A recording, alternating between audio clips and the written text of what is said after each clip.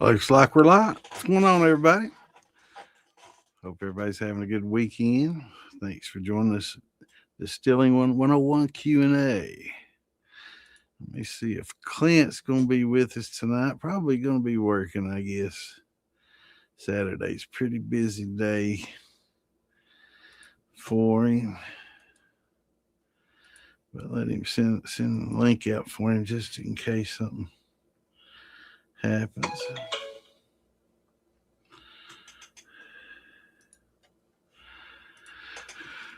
All right, let me get my list of groups.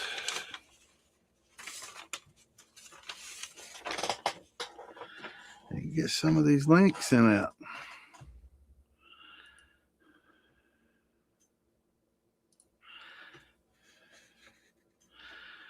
It's good to see everybody. I hope everybody got a tune in last night. Had a great podcast on Friday night with Cal. So yeah, I've been telling you about from Soluble Oak. I need to hook up with and get him on here. Been meaning to, but I wanted to get the Soluble Oak added to the liquor and we get the staves and give it time to age and do that. Then had the festival this weekend, so I didn't have a chance to get up with him and set a time. Hey Joe, how's it going, brother? Hey, no problem, bro. Anytime. Yeah, as soon as I get done sharing these links, I'll talk to you about that. They, used to. Well, I'll talk about it anyway. Well, let me get the links out first. That way, somebody might be watching on one of those can get the info as well. But I'll kind of talk about it while I'm sharing these links. I can kind of do two things at once. We'll try anyway. But used to everybody use the 551, which was 500 for clean copper. So anyway, Joe was talking today about cleaning some copper. When it sits around a little while, tends to kind of oxidize, can kind of turn a little green on you. Especially now, Joe didn't, but especially if you were to leave some liquor in there or some back set, more so that back set's very acidic, and if you leave it sitting on that copper, it can definitely cause some etching and some issues, and it can cause it to really want to oxidize very easily. What happens is copper generally has a fairly smooth. If you were to look at it through an electron microscope or a really powerful microscope, you'll see that what appears to be a soft, shiny, flat metal actually has quite a few pits in it, right? And after you subject it to the 551 solution with the hydrogen peroxide, the solution is 500 milliliters water, 50 milliliters of hydrogen peroxide, and 1 ounce of citric acid. The thing about the peroxide is it basically accelerates it. It's an oxidizer, right? And it makes it work faster, harder.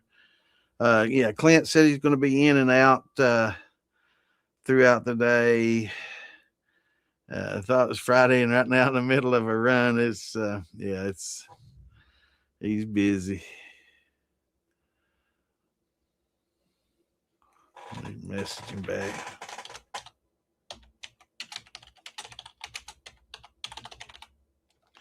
Be safe.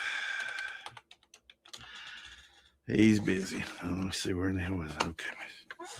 So anyway, so you add the 551. If you have some like really old copper, really heavy old copper that's just really green, just encrusted and just really, really in bad shape, then it's going to probably take something a little bit stronger, than just your regular vinegar or citric acid run. So in that case, maybe adding some of the peroxide, oxidizer, would be a good thing, because it might be one of the few things that's actually gonna, be that effective against that kind of buildup.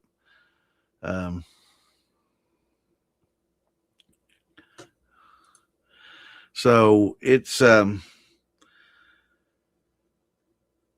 going to be okay under extreme circumstances, but just for everyday cleaning, when you get some, get some tarnish and some green buildup, running some vinegar. You can get some concentrated vinegar. I think at like Home Depot and place like that, which I'm not sure how expensive it is as compared to the regular vinegar, but I'm sure it'd be much more effective because it's definitely a concentrated vinegar. But just with the regular citric acid, to a gallon, about a cup and a quarter, to a cup and a half, somewhere in between there per gallon should be a good dipping solution and, running solution that you can kind of run off.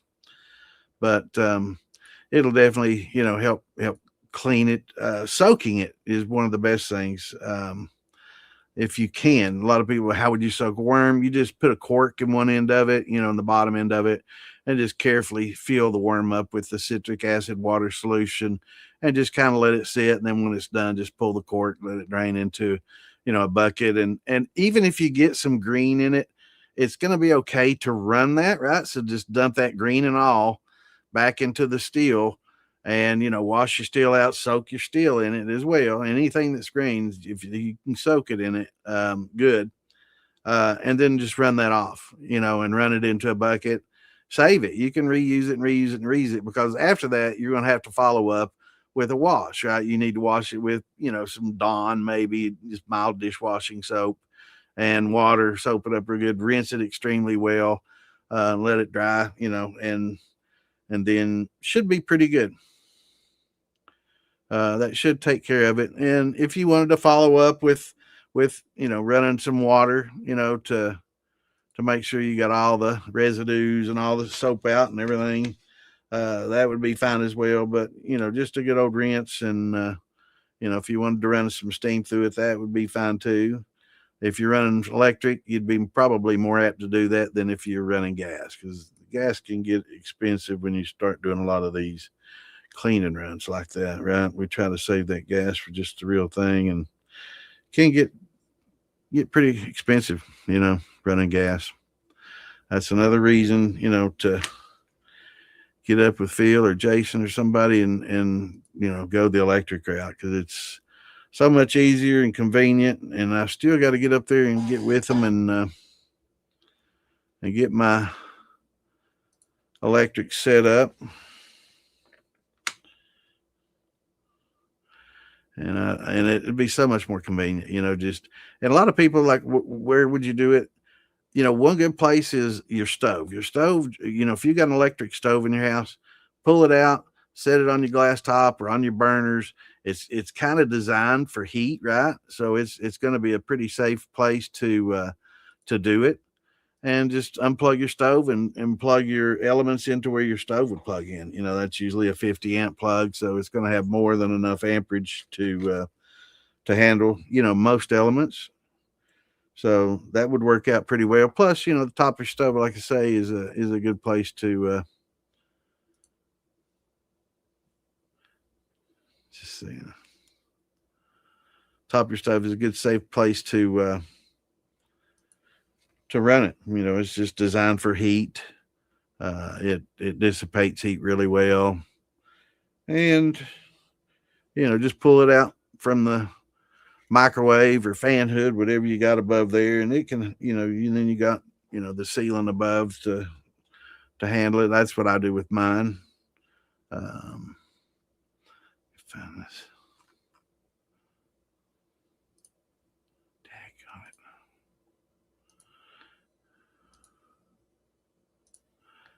Just pull it out and it'll clear, the microwave and the fan or whatever you got above there. Pretty easy way to do it.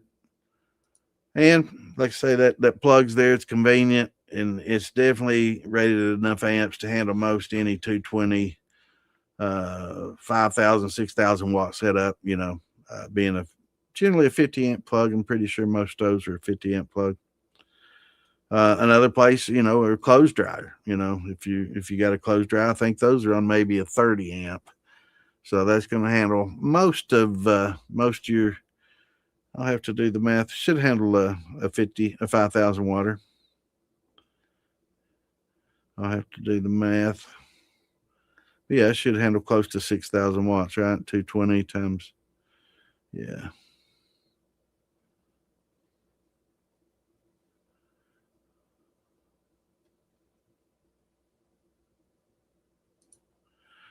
So let me get the rest of these out.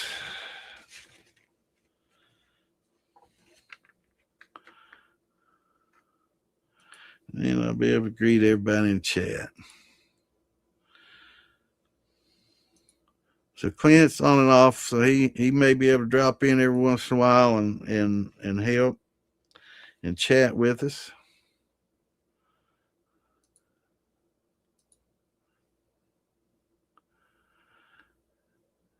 which would be awesome. But getting back to the 551, yeah, it's just if you get back to the microscope. So after you use that 551 on new copper, like new shiny copper, has a fairly smoothish. Um, wish it'd tell me. I just shared that too. I hope that. Yeah, it's copper. So it'll have a fairly smooth, and then you add that 551 to it, and if you let it sit a long time, it'll actually etch and mar the surface, and it'll be a lot rougher. And when that surface starts getting rougher like that, it's much more prone to oxidize because you have more surface area there, and it's going to oxidize more easily, and it's going to turn green more easily than it ever did before. So, um, try to avoid using that at all cost, unless, like I say, it's just so bad and thick, and it's just it's the only way you're going to be able to you make use of it. Wow, they didn't let us get very many shared tonight at all. That's not good. That's not good at all. That's nowhere near as many as usual. Let me see. In fact, one. Well, 6 shy. Usually it's 2 or 3. So we'll get those out at 9. That's not good. Hate that, but oh well. Can't control things beyond your control. What's going on, Spencer? Good to see you, brother. How's everybody doing? So anyway, once that surface gets marred like that, yeah, it gets a lot more surface area, and then more surface area equals more contact with the air and more possibilities for oxidation. And that's what happens. It gets green a lot easier. So I've been asked, what's the best way to keep a still from doing that? Is just use it and use it. And when you get done with it, rinse it out, dry it out if you can. And it should be okay. Really, when it gets messed up is a lot of time that I know it's easy to do is forget that back set in there, or let that back set sit in there a long time on it.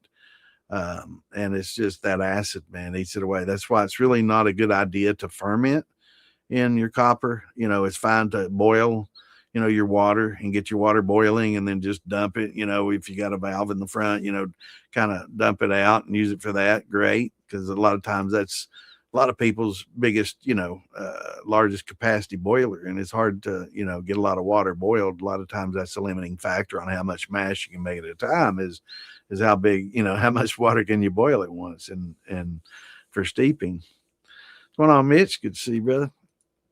What's going on, Curtis? So that's the limiting factor. So, boiling water is fine, but fermenting in your still not a good idea because it could get pretty acidic. And making sure that when you get done, that's why it's really good to have that valve on the front. Just go ahead and open that valve. What's going on, Stephen? Good to see you, brother. Go ahead and open up that valve and dump everything out, even if it's hot. And if you're doing a sour mash, it's a good time to dump that hot back set out and melt some sugar in it and dissolve a little bit of sugar. It's good and hot. It's over 160, going to kill any common yeast or lacto in there and kill everything off. So it's a good time to do that. Of course, let it cool before you put it in your sour mash grains that you've got your yeast bed and your nutrients all built up in. So let it cool. Let it get to 95 degrees or so before you dump it in there and start dumping a little water on it and making your sour mash. That way you don't kill off all the yeast that's built up on there. And basically, once you do that, you just stir it all up, and the yeast that's alive will activate, start eating the sugars, and you can just perpetuate it. You won't need to add nutrients. You won't need to add, yeast. And the sour mashing process is a very economical way. Probably not the best. It's not the best for sure. It's not going to give you the flavor that fresh grains will give you each time.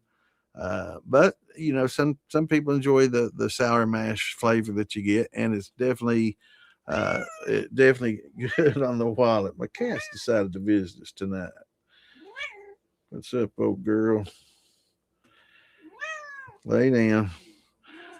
But yeah, it's definitely an economical way to do it. I know she's gonna come over here and try to get in front of the camera. That a lot of times she'll lay down right there, and when I'm on the PC gaming and doing other things, she'll lay up there and try to aggravate the shit out of me. But man, might have to come get her here in a minute if she gets too rowdy. She gets a little bit.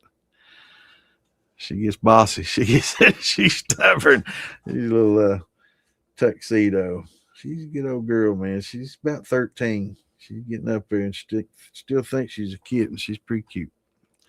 What's going on, Mark? I have every distiller with no thumper, and I cannot get any flavor coming through on the final product. Not why. Should I add a thumper, or is there something I'm doing wrong? Great question, Mark. And I will say for most distillers that run the first time, they're really surprised at the neutral flavors that they get. They're expecting, a lot of times people that drink whiskey are expecting more of a whiskey flavor. People that are used to rum are expecting a sweetness, and people that drink gin, they're just expecting, a lot of more flavor than what you actually a lot of times get. The distilling process in its own is basically to get rid of impurities, right? We distill water to get rid of all the impurities in water. And when you distill alcohol, unfortunately, it gets rid of a lot of the flavonoids and a lot of the polyphenols and a lot of the things. And I want to also go over some things tonight too. I did some research, and I've talked in the past about how a lot of the flavonoids and a lot of the flavors and stuff will bond to water more readily than ethanol. The sweeter ones will, but a lot of the other ones that are different notes, a lot of the other flavors bond to alcohol a little more readily. So I'm learning a little bit more about that. And so you'll get a mixed bag. Some of it will be, you'll get more bonding with the alcohol, and some will bond with the water, of course. But the flavor, it's, in a pot still, you'll, get pretty decent flavor, but you're not going to get that knock you down flavor what you're expecting, especially in a lot of brandies. A lot of brandies people expect, when I run that peach, without infusers or without, some sort of infusion process, it's really, really tough. I'm not going to say impossible, but it takes a lot of practice, and it takes a lot of skill, a lot of cuts, and developing a lot of experience before you're going to start seeing some flavor carrying forward. I would say adding infusers is going to be one of the best methods to get flavor carried over. And a double or a triple rig will definitely do better than a single. Thumpers help some. The only issue I see with a thumper, Mark, is they're used generally fairly large. They're, a lot of times if they're sized properly, they're like a third the size of a steel. So if you got a 20-gallon steel, you're going to have a 6 or 7 gallon thumper, right? That's a third, maybe 5. But still, that's a pretty large vessel, and that's a pretty large amount of flavors to infuse, especially if you're having to swap them out when they start getting watered down a lot. That's why most of the infusers you're going to see are much smaller than your standard thumper. And in the better rigs are going to have, instead of just one, they're going to have 2 or 3. Now, I've talked about it for years. Jar rigs are great, but if you can get a copper vessel, that does the same purpose, has a drain in the bottom, has an infusion port in the top, just a ferrule in the top that you can open up a valve and dump more flavor in, and have you a spool on there if you want to, or an inverted jar. Um, but basically, if you have a bypass, of course, you can just bypass it, open up that infuser. It's not going to be dumping out a lot of steam and, making it a huge, crazy, dangerous situation unless you're in a very closed, tight environment using gas. And I probably wouldn't recommend it there, but if you got it bypassed, it's not going to. So you can dump that flavor, infusion out, and then close your valve, dump more in, close it off, and then open up your bypass, and then do that with each of the 3 or 2 infusion vessels that you have. But copper ones be so much easier and safer than using the jar rigs. But of course, they're going to be a lot more expensive. Jar rigs work great. The only issue is you got to get the grill gloves, you got to get them out, take one jar out, put another one in. Worrying about temperature of jars, it's hard. You can't really dump in cold infusion liquids into that hot jar. It's going to break instantly. So you have to have another jar ready to go, and then it's going to take time to warm up, and that's all part of it. But definitely you can pull a lot more flavors with the infusers. Again, the thumper being so large, it's going to be, unless you have a bypass, you're going to have a lot of heads and stuff, and fours accumulating in that thumper. That's why it's a great idea to have a drain on it. If you don't have a bypass, especially, have that drain on there, drain it and get all that off when you start hitting hearts.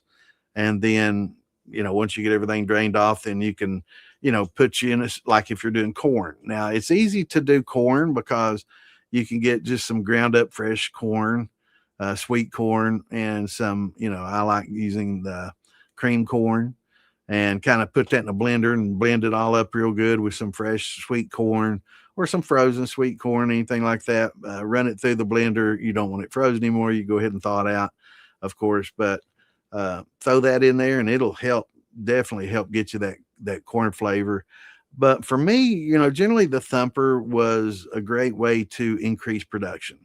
Back in the old days, we didn't have the knowledge we have now. We had pretty low gravities, and a lot of times setups wouldn't be the most efficient, and pretty low proof coming off, right? And then and flavor, flavor would be pretty strong and muted, I guess you could say. And running it a second and third time will give you some attenuation. That'll give you some more delicate notes and give you a better, more of a pure ethanol run, and tends to get a little sweeter, when you get more of just pure ethanol. And then um, adding tails or backends to the um, thumper will give you, a lot more production. So you can get the ethanol out of those tails that you would normally not get. A lot of people just throw those away, which is crazy. Throwing 70, 80 proof alcohol out, there's a lot of alcohol in those tails. When you start hitting tails, there's still a lot of good ethanol in there. So saving those and running them through, a lot of people think it's going to ruin the flavor and all that. And it doesn't come off like it smells. You get a good clean run out of it. And especially in stripping runs, if you're stripping, you can continuously, if you want to, load that thumper up, and but don't overload it, right? A lot of people, I just load it all the way up, with some tails. Now you got to leave yourself some space, because you're going to get some water, always condenses in there. That's how you get higher proof out of the thumper, is you're taking water out of the vapor path, right? So anytime you do that, you're increasing proof, and you're going to leave water behind. So it's good to have a drain on there as well. I will say, a lot of people feel that a thumper is something that you should use all the time, every time, and probably not great. I found it's great if you want to use the tails, if you want to rerun tails, and it's great if you want to put some corn in there with your tails and run those through and get a better corn flavor. I think it's good with grains.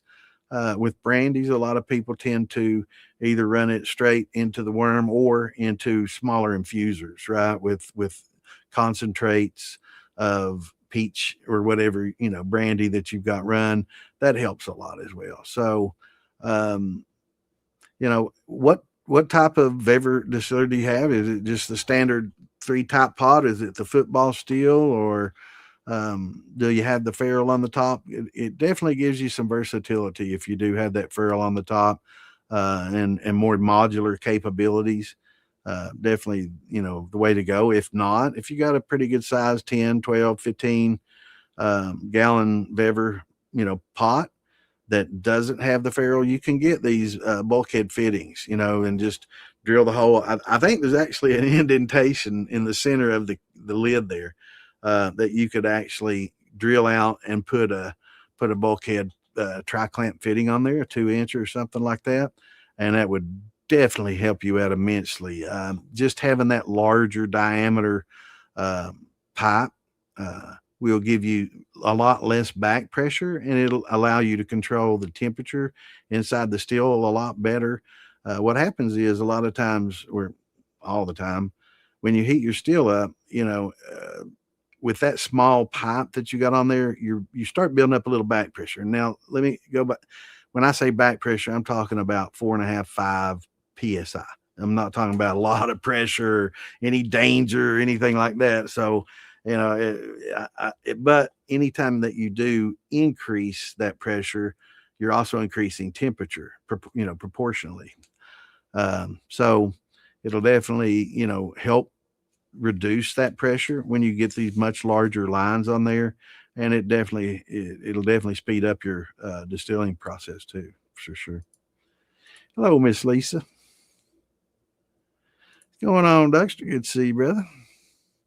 So how's Miss Lisa doing? What's going on, Cave Daddy? Good to see you, brother. What's going on, Mr. Morgan? Good to see you, man. I understand. Hope y'all are doing well. Let's just oh, so getting back to last night, we had Cal on from Soluble Oak, and got a product out, and I really don't want to talk too much about it because I kind of want to wait to where we can get him on here. But this is what it is. It's a solution that you can add to your White Dog or your jar aged liquor, or I guess any liquor that you want, really. And that's about the color that you're going to get with it, and it adds great flavor. It definitely makes it smoother and adds some of the flavors that you're expecting. Like in a barreled bourbon, but it doesn't give you that color, right, that you're looking for, and maybe some of that heavy char that a lot of us kind of like. I know, some people tend to, not really favor, the oak as much, and say, a lot of times they say something's over oaked and overcharred. For me, I kind of like that. I like that. So I guess it just varies depending on what you like and don't like. I think a lot of people do kind of tend to like the color. This is what I did with staves, and you can of course see the obvious differences in the color. It's let me put something white behind it because I think it looks a lot darker than it. That doesn't help much either, does it? It looks darker than it actually is, but I wouldn't say it's over oaked or anything like that. But it does have more wood and char than just this alone. This alone has, I think, more of what's missing when we just use a stave. Like the vanillas and some of the delicate flavors are definitely in this that you're probably not going to get out of a stave, uh, and unless you just use maybe a small piece for a long period of time. I kind of overdid this so I could get it done fairly quickly. So I'll use large chunks. I basically char all sides of the wood. I don't just leave the one side charred and leave the other bare oak, in there. I char every side of the block. Yeah, here I got it. So one of these, maybe this one. Yeah, no. Well, you get too many jars. Oh shoot! In the world, I'm gonna put okay. Yeah, I put them here, but you can see the size of them, and they're just charred on all four sides, and you can see some floaties coming off the barrel. So that's why we have coffee filters to kind of filter all that out. But that's the amount I put in the small jar. So it happened pretty quickly, and you can tell it's been sitting in that. It sat in this for like 8 hours and gave me that color, and then it's been sitting in that for probably 4 or 5 days and giving me that color, right? So it's hardly done anything. So really, once you use, these staves a couple of times, they start getting very weak. And then, you start getting maybe some notes that you wouldn't before, but scraping them, we talked about that. I wasn't aware that there are actually companies out there that take these used barrels and scrape the insides and rechar and reuse them. I think that's great, for renewable products and for the environment and for things like that. And and Cal was talking about, and true. In fact, do I want to go this far with this or wait until we get him on here? I think we'll wait. But he was talking about penetration and how deep does the alcohol actually get into the oak itself while it's in the barrel. And I've got a bag full of staves in there, but it's not that deep. It's very minimal, maybe a quarter inch, eighth to a quarter of an inch. So it's not that deep into the wood. So you're really relying heavily on that char and that different char level that each barrel has. I prefer a heavy char. I like the flavor. I like drinking a campfire. I don't care, house fire, whatever you want to call it, house fire liquor. But I like a lot of char. But I also like the flavors that this brings too. So I found that together they make a pretty good combination. So I've got some other products to try out. I've got Big Beard and Steel Wheels. They've got some steeping bags, and they've got some oak from the staves in the steeping bag, and a method to steep. And we're going to kind of do that and kind of compare the three and do that as well. So that's coming up. But thank you, Mark, for dropping in. I'm going to have a little sip of both. I'll start with some flavor.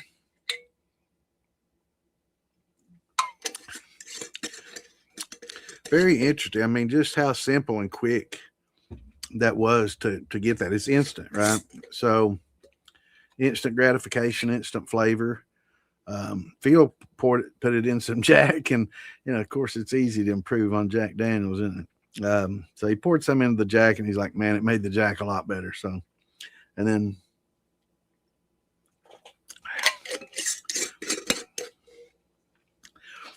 definitely a lot different, but this has more delicate notes. This is, of course, the definite char of the barrel,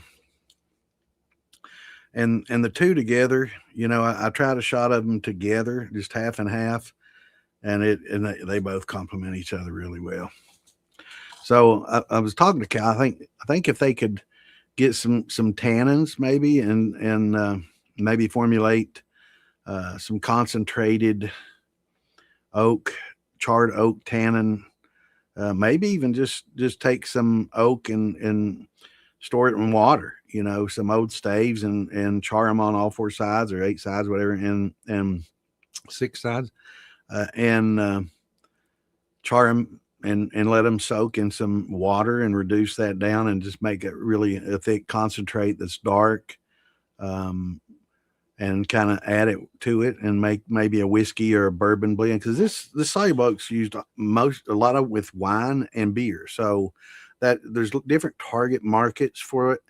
And I think as that is, it's great for adding to just a 3 grain to get a little bit of flavor instantly, to knock some bite off and get some instant flavor. I think it's great for that, but for wines and beers, it doesn't take near as much. Now I added 5%, which is what it calls for on the website to add max. The 1.5% would probably be good for wines and beers, just to give it that little bit of extra, you know, um, kind of like maybe aged in a barrel or something effect, but not really overwhelm it.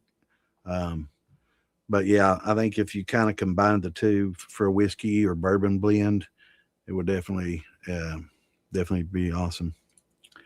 Yes, sir.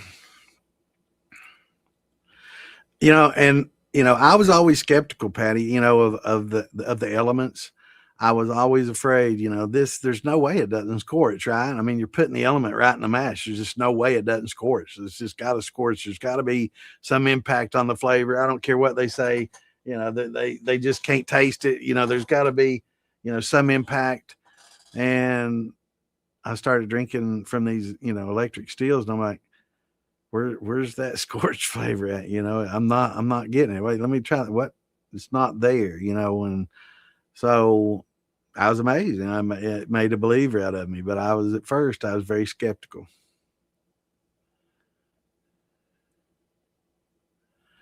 That's all right, zombie. Let me get caught up here. What are my thoughts on soluble oak? Yeah. So I'm I'm glad I answered that question before I got to it. But we're gonna have Cal on. We'll let you guys know, and gals, and we'll let you know when we're gonna get him on here, and talking more in depth about it. I think he's gonna send Alan Bishop, uh, and maybe Moonshine Shua. So maybe we can get them on here after he sends it to them. We can all talk about it, and get Cal on here and have us a little powwow and talk about the soluble oak. I think it'd be a pretty good session. What's going on, Billy Jack? What's a man doing wrong if he has 15 gallons, still gets 3.5 quarts of wonderful liquor, and then it goes to the tails? Used to get 2.5 to 3 gallon. Um, I would say it has to be, maybe the recipe, and the gravity differences. If you've not used hydrometers in the past, I highly recommend it. It's just real tough to taste, and trying different recipes, right? Using different recipes is definitely going to give you different gravities. And if it's something that you've done in the past, and you know what the gravity should or is going to be, or about be, then I would have to say it's probably something else. But if you're trying different recipes, without using the hydrometer, you're going to get mixed results. And if you don't get good conversions, right? And if you're trying to use the amylase or using the malted grains, the endogenic enzymes in the malted grains to get your conversions, then maybe you're just not getting the good conversions. So maybe do the starch test, and see what kind of with the iodine, right? And see what if you're getting all your starches converted.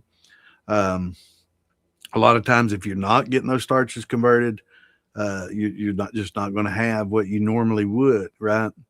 But going from recipe to recipe is tough. And if you have that hydrometer and you can get your initial readings, that's not going to tell you what sugars that are in there are fermentable, but it is going to tell you how much or approximately how much sugars you got in there, and give you a general idea of how much, and what proof, to expect, and what kind of volume of alcohol you're going to get, right?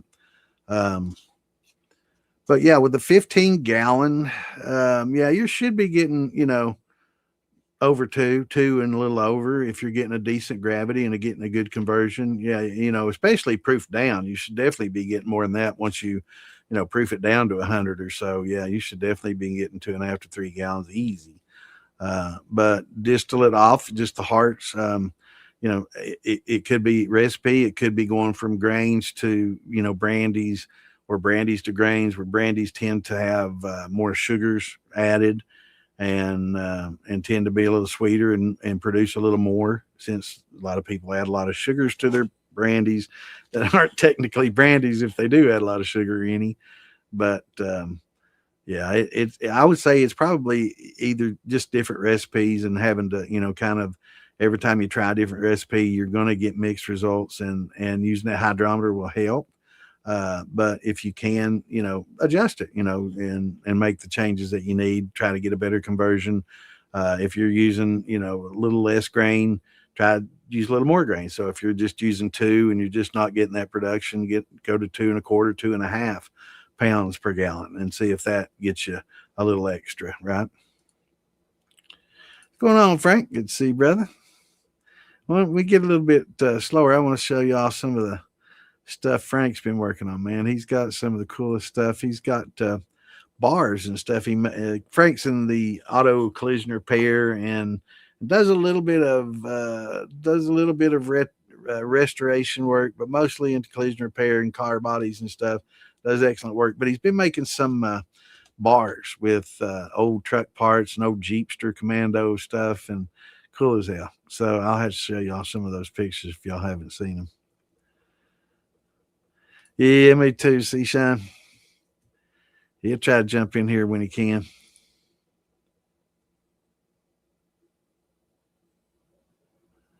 Yeah, it's great for really, really tough green. If you got oxidized on there and you got it real green, you got to get that green off because that's toxic, right? You don't want to. If for those that are listening, never drink anything green or blue coming off there unless that's something you're infusing and you're getting just a little bit of color from that. But you shouldn't be getting a lot of color from it at all in the distillation process. But if you got like concentrated blueberry and you're just getting a tin of blue or something, okay. But if it comes off green or blue and you're using a lot of copper, it's a toxic thing. It may not be enough to kill you. People say, "Oh, I'll drink that before," and it can harm your organs, and over the long haul, it can really shorten your life and give you health issues. It's just not something you want to do. And no, you can't keep running it and trying to make it better and get that green out. It's just cleaner. So if you do make a run and you get some coming out green, I've got something in my contact that's killing me. And it's coming out green, then just save it. Save it in a bucket. We've talked about microplastics. Don't have to worry about it because this is going to be something you're not going to drink. But put it in a bucket, mark it XXX. Don't drink, red, put your skull on there with crosses, and do not drink written all over it, whatever you got to do.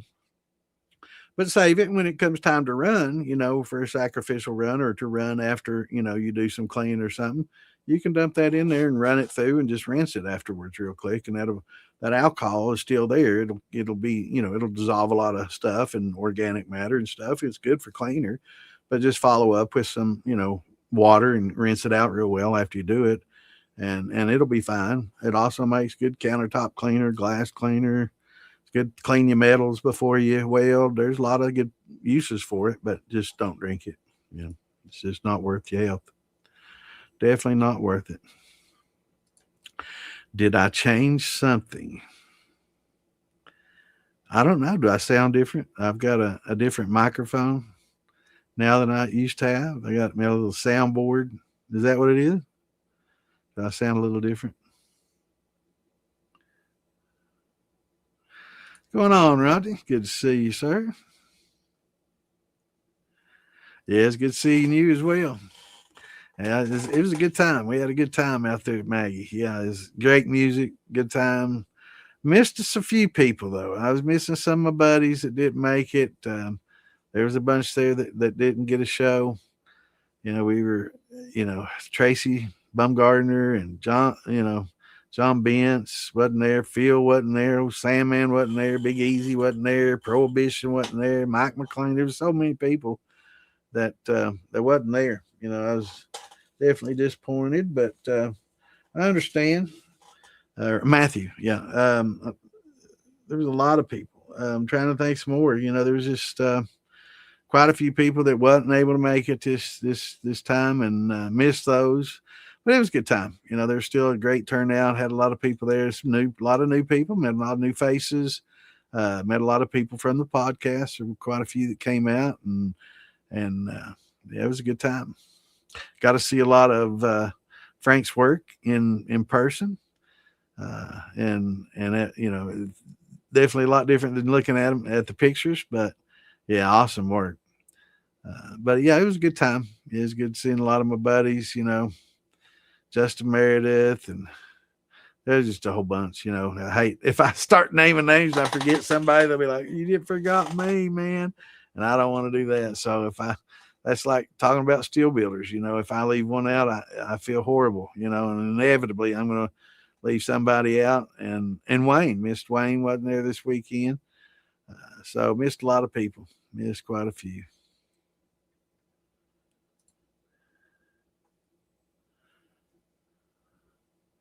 I do too. And you know what I love it as much or better than that is when you put a little oak on it, man. Just a little bit of char and a little bit of oak on it, man. I love that combo. And I like putting the cream corn in there with some fresh, sweet corn. Everybody wants to know the good recipe for sweet corn.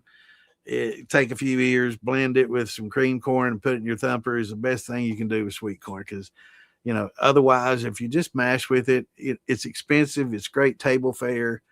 Feed your family with it. Save. Use heirloom corn or yellow dent corn for your liquor making. I mean, it does make great liquor, but it's very expensive. And like we were talking earlier with Mark, you do lose a lot of that flavor. You're going to get some corn pulling through, but you can get that just by using that fresh corn and some cream corn in your thumper or infusers. That works really well too to help accentuate the flavor of that corn.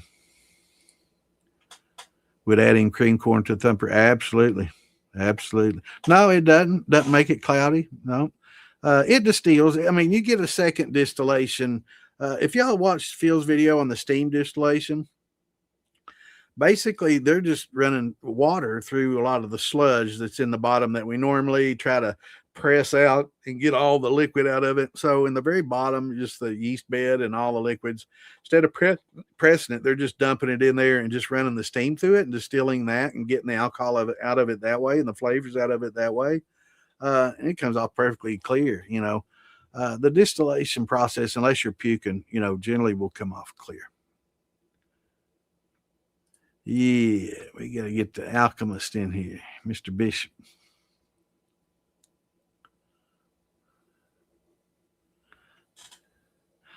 Now, here is a comment that was made 20 minutes ago, and I'm not sure exactly. Depends on preservatives. You help me out.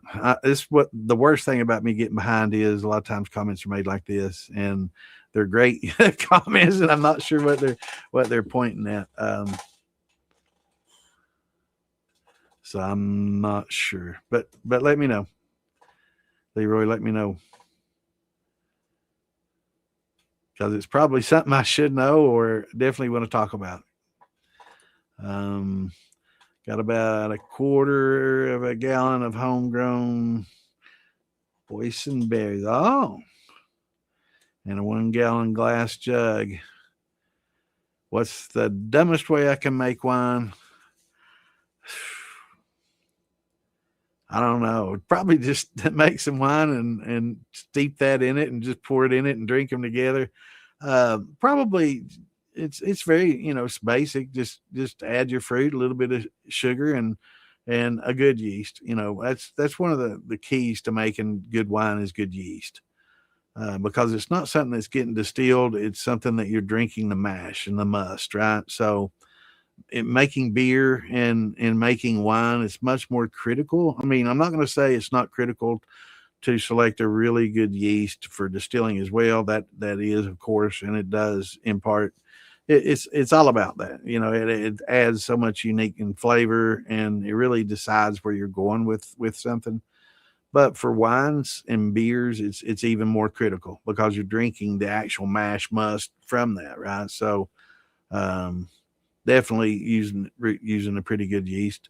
But yeah, I mean, you can take Welch's grape juice without the preservatives and make a good wine. Well, I shouldn't say good. A lot of wine snobs will be like, "Did he just say good wine from?" It's better than you're going to expect, right? And it's a decent wine. It's probably a step above maybe a box wine or thereabouts, but it's going to be a better wine than what you anticipate, and it's a good, easy, cheap way to start. But yeah, mix some of that, get you some concentrates and mix with those. But yeah, it's pretty easy, and use your hydrometer, right, to get your. It doesn't take a lot of gravity to make a decent wine, because we're not really shooting for, really high ABV so yeah, it's definitely good. Let me turn my thing on. Get warm everywhere, man. Even in my basement. I hope that's not too loud. Yeah, it's not making any noise. But that'd probably be an easy way. Just use your hydrometer. And not too much sugar.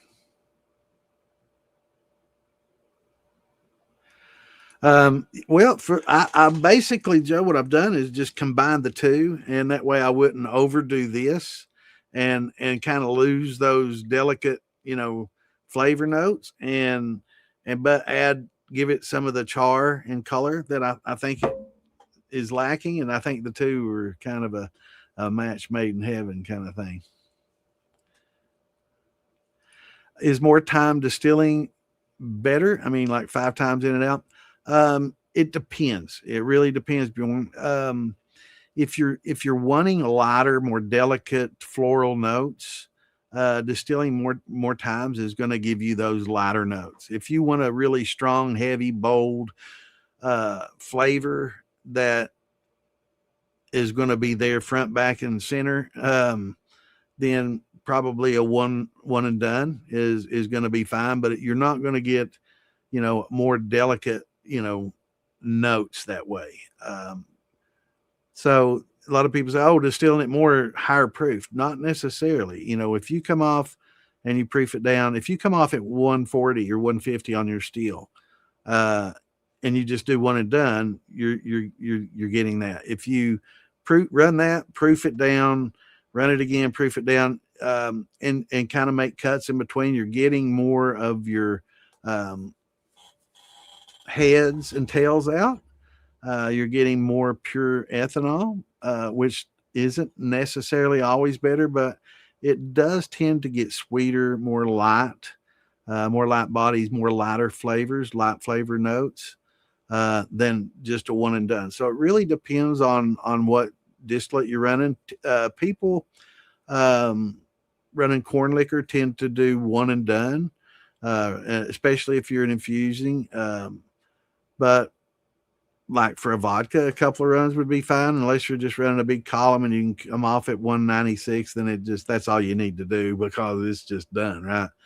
But if you're running a still that's getting lower, like 130 or so, running a few times, I will say some of my better distillates, that especially some of my grappas and stuff, and some of my brandies, it tends for me to get better running it a couple of times. I do it a little differently. I pour it back into the back set and run it again, kind of like they do a cognac. So I don't lose a lot of that flavor as well, but it tends to get more refined, lighter, but I still maintain some of that flavor, and I get kind of the best of both worlds, if you will. But it just depends, try it and see. You can run, some and just keep one jar out right in the middle of your hearts on your first run, and then just dump everything back in there, from your middle of your heads all the way to the end of your tails. So run them all the way out and keep all that ethanol and the tails, and then dump that back in and run it a second or third time, and just pull one jar out each time and just put one on the first one, like that's the first run hearts, and then put a 2 on the next one, that's your second run hearts, and then put a 3 on the third run, and that's your third run hearts. Kind of proof them down to 100. That way, you can taste the difference. Proof each of them down with some distilled water and taste the difference and see what you think. And I think the first done will have just more of the same flavor. I think the second, may have a little bit of both. And the third, I think, is going to be a little more sweeter, a unique sweetness that you're not getting with the others. Maybe start getting some florals and other things, notes, and lighter, more delicate notes. But I think for me, the more I run it, the more, but different flavors that I get. So it's just going to be something to experiment with on each thing that you run. With grains, I tend to run them fewer times, and with brandies, I think running them more gives them a little more refined. But that's also using infusions, right?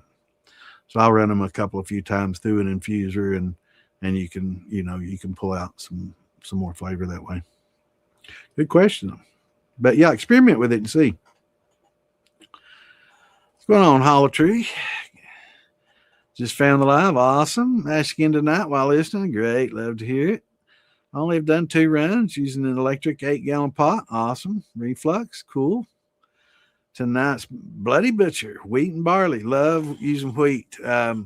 Did you malt the wheat or not? Is the barley malted or not? Did you do conversions or did you depend on the grain and on the malts? But yeah, definitely a great combination for a second time. Or I guess this is the third. You've done 2 runs before. So yeah, that's a really good combo. Bloody Butcher is going to give you, like we were talking about earlier, like that good, earthy flavor. You definitely going to get that with Bloody Butcher. It's great. A lot of people love it or hate it because of that, but I tend to like it. I like stronger flavors. That's kind of, why, I tend to like, pouring it back into the back set and doing it that way instead of just, proofing it down with water like a lot of people do. I like proofing it down with that back set and then rerunning it. And that's kind of like a cognac, the way they do that. And it gets a lot more flavor, but the flavors are muddier, right? So it's not going to give you a lot of separation. Whereas I was talking about doing second and third runs. If you proof it down with water and do those second and third runs, it does get lighter, more delicate. But with this, I do the brandy this way with certain brandies, rerunning it with that back set to maintain those heavy flavors, because sometimes I like those. So it just depends on if you want that or not. But if you like a light, delicate note at first, and then you get something in the middle, and then it follows up with something else, you're going to tend to like a second, and maybe even a third run. It definitely makes it a lighter, more attenuation is a good word. But tell us how it comes out. What were your first 2 runs? Jonathan Apples and boysenberry wine. That sounds good. Is that?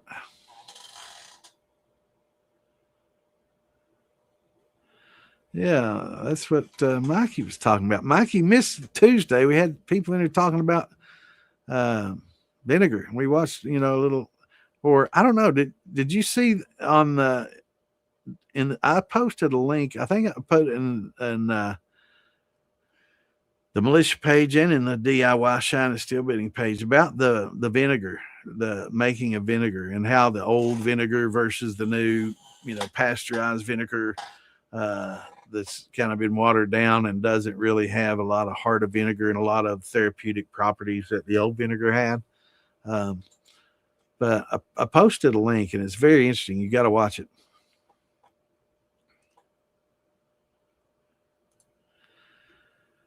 Yeah, absolutely. Put a vanilla bean in there with it. You're definitely going to pull a lot of that vanilla out. Actually, you could just take it and scrape it, right? Take it and split it in half because it's so expensive. You could take one and maybe third it and just scrape it, and just that little bit of scrapings you get out of it. And I guess I'm not sure how bitter the actual outer parts and skin might be, but I know a lot of people just scrape them and then use that. I'm sure there's a reason.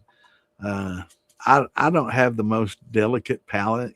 For me, getting a lot of flavor notes is, I'm not like some of these sommeliers that really.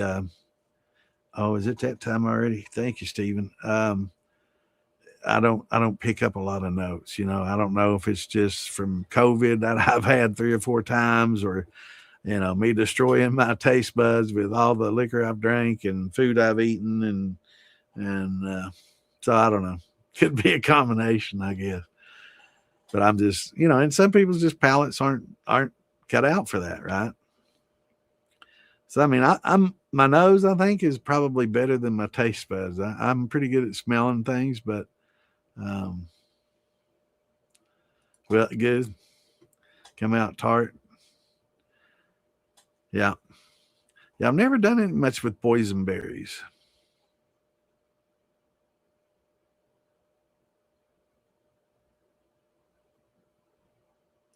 Yeah, Clint's good. Clint's a good one. Yeah, I miss having him on here too. What's going on, Bill? Good to see you, brother. Happy Saturday. Russellville, Arkansas. That's not too far. I'll go to Clinton. I've been going to Clinton the last couple of years to a festival down there. I'm not sure if I'm going to be able to make it this year. It's around Halloween. They have it every year. Great people, great time down there. I really enjoy it. Just got back into brewing beer, and I was just thinking about you. Sorry, Caps was on. Oh, that's all right. I do that all the time, man. I do that all the time. That's no problem. I know you're not yelling. I don't care. Sometimes, tell you, it's a little easier for me to read that than a lot of the other print. So that's not a problem at all.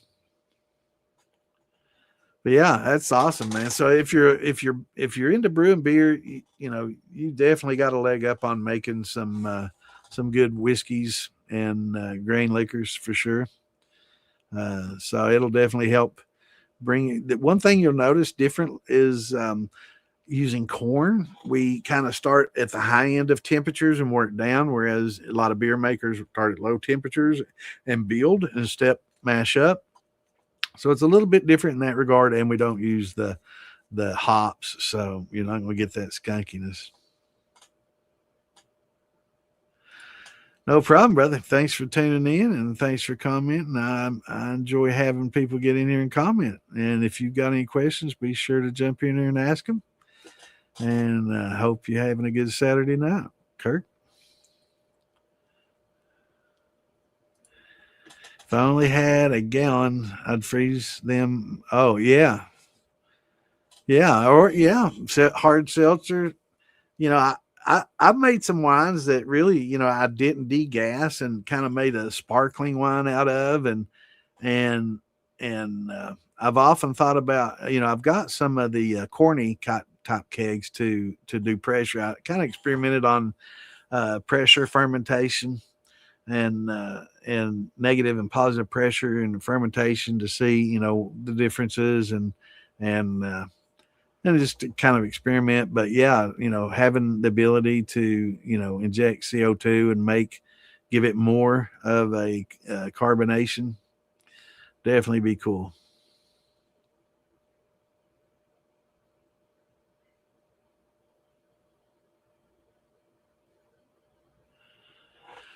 No, I don't. I don't really. For this stream, we do that on Fridays. A lot of times on the militia page, we'll do. We'll invite guests on and have people come on. Generally, when I invite people on, it's going to be planned out and something that I can kind of advertise and you got to have an angle, right?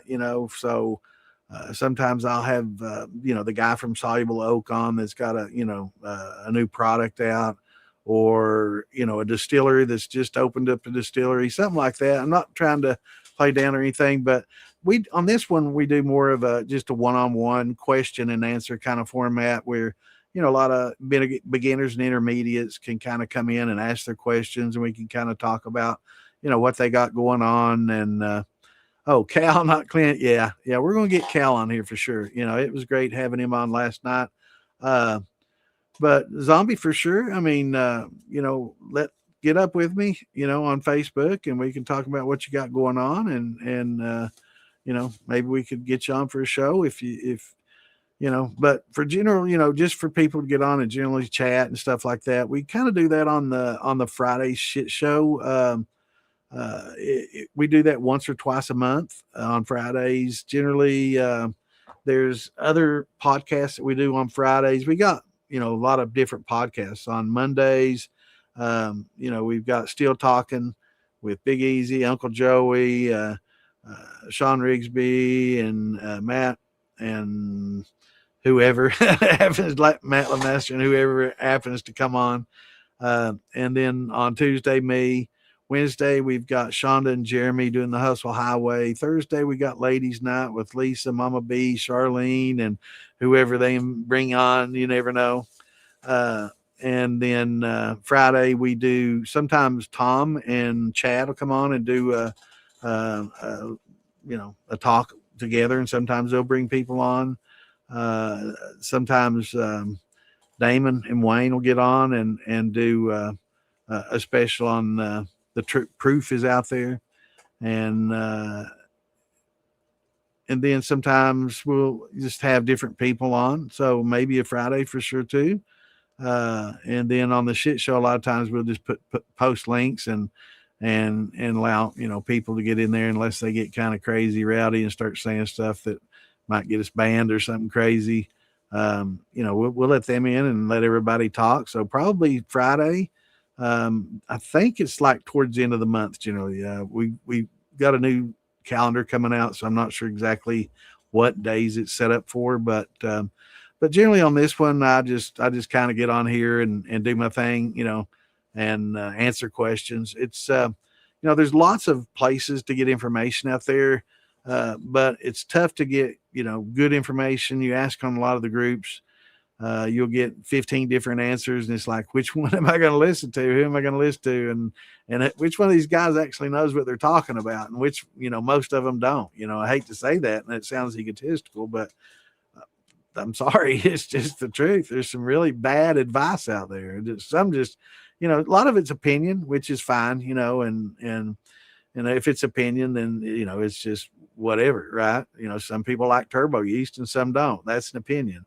But sometimes there's scientific facts that are mis kind of represented, and that's where it kind of gets to me, a little bit, especially when safety is concerned. But watching the videos and other stuff, it's really tough to get your questions answered, right? And kind of something I've been wanting to do for a long time. So a couple of years ago, I decided, I'm just going to do a Q&A and just jump on here a couple times a week and let people ask the questions, because if you're wanting to learn and you're watching George or some of the old videos or Phil Billy and all great videos, great stuff.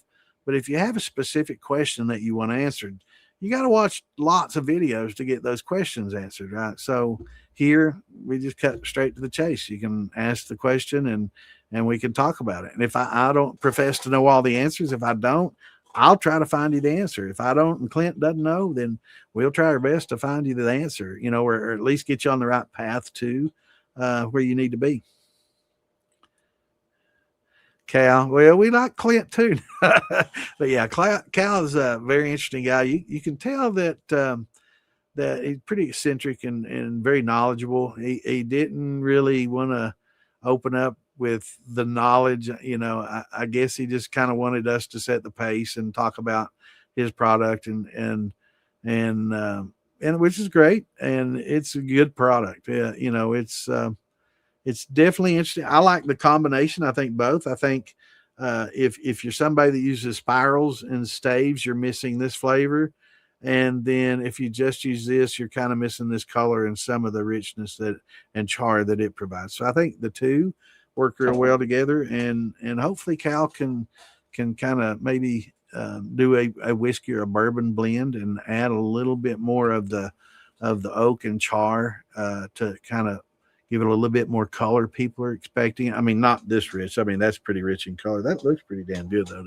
It tastes good, too. But the two together, just awesome. It's really good. And eventually, I'm just going to dump them both into each other after we get Cal on here and I do all the comparisons.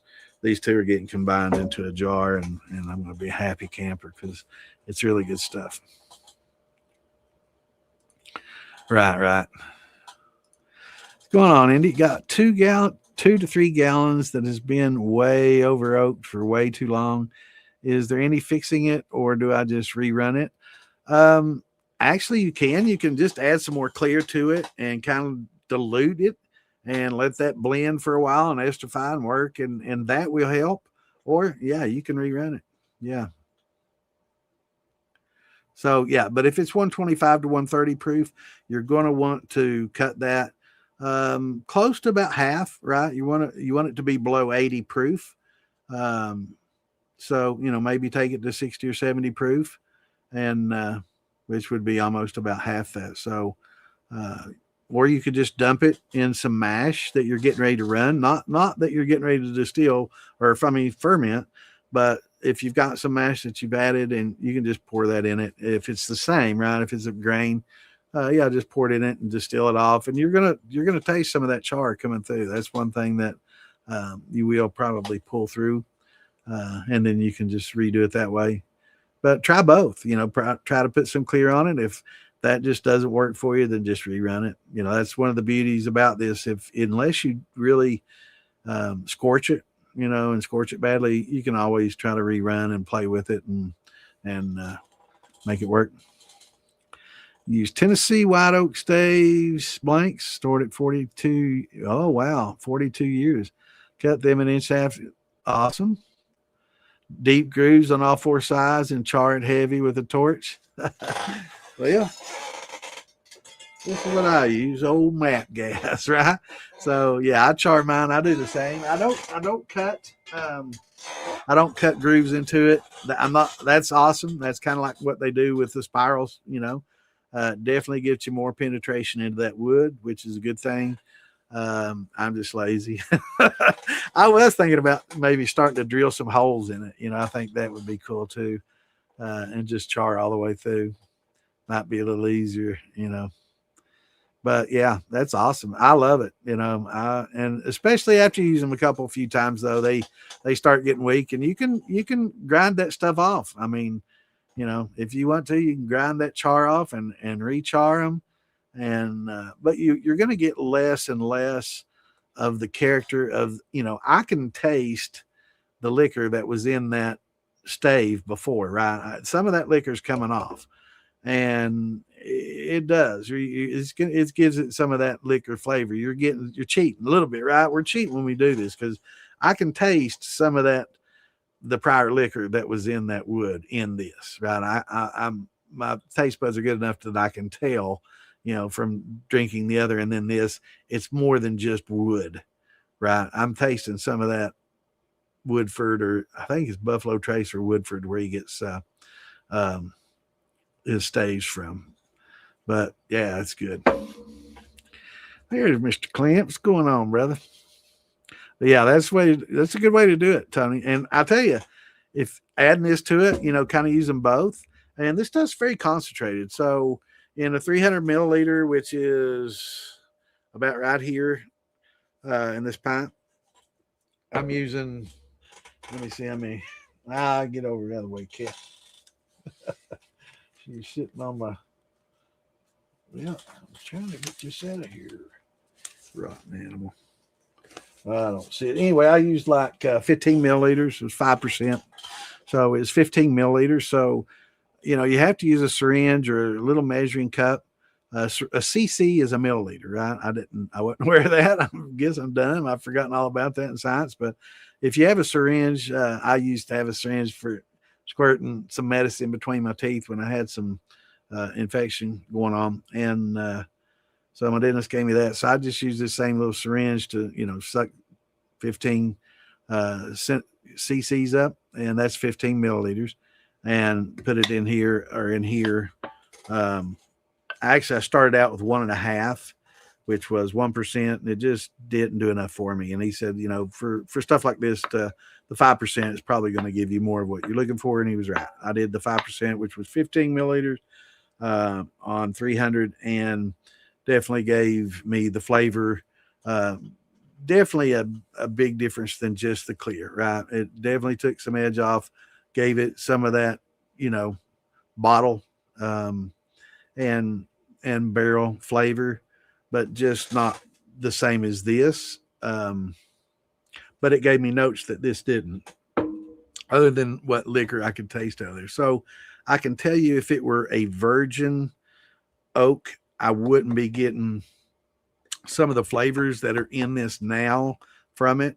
So I hate, it'd probably be a better comparison to do a virgin oak barrel when comparing these two, because I know that I'm getting some of the Buffalo Trace out of this, right? And so, but both of them together really good. There he is, in and out. Oh, so you're running liquor? I thought you was running around. corn, rye, oats, and barley. So some corb. Yeah, a lot of people talk about that old cob shine, and they think it's corn cob, but it's actually corn, oat, and barley combination. So a lot of people will think, "Oh, I've heard that corn cob liquor is pretty good," and it's like, well, you can make some.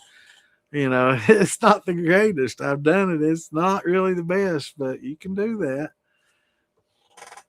But they make a corn cob wine, and in all fairness, back in the old days, you did what you had to do with, right? And if you didn't have a lot, you had to make do with what you had, and that's corn cob wine is what that was. It if you got money to buy ingredients and get better stuff, you can make better wine. Not saying it was bad, but they just did what they had to do with, right? And it wasn't times weren't always good, especially where I grew up. So that was kind of a big thing there. But they're a lot better wines, I have to say, in my opinion. But yeah, everybody got everything they could out of it. I guess after they made the corn cob wine, they dried them out and used them to wipe their ass with, right? I mean, they got use of everything, man. Then I guess it went out into the pile where they, they claimed a lot of food stuff and other stuff and composted and ended up in the garden at one day. I don't know. Yeah, hard times.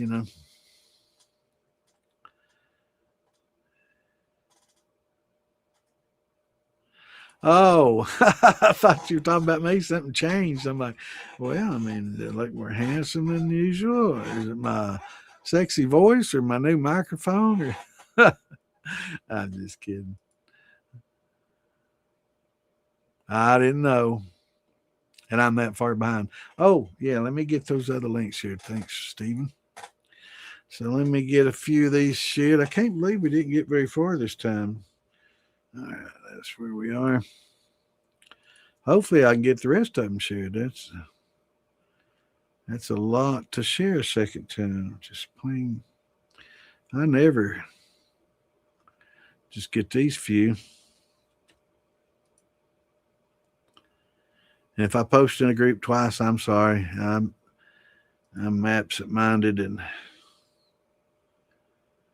it's easy to do.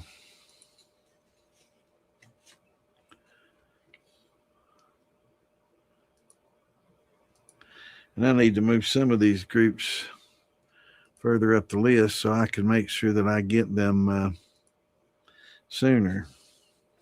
But a lot of these are groups that we're all a brotherhood and we all have pretty much the same people in a lot of the same groups. So I'm trying to put some of the groups that may have fewer of the common core, I guess I can say. I know there's a lot of groups that kind of spin off and a lot of them are in the militia and a lot of them are in a lot of the other groups, and pretty much a lot of people wanted to make their own group, and that's awesome. I did the same thing. Actually, I did the same thing with several friends and opened up several groups with them, which was a lot of fun. And it was more than I could do, so I didn't want to do just anyone. There, we got them all. Good deal. It's hard to do everything, maintaining these groups, and admin and moderating a lot of different groups. It's not easy. It takes a lot of time.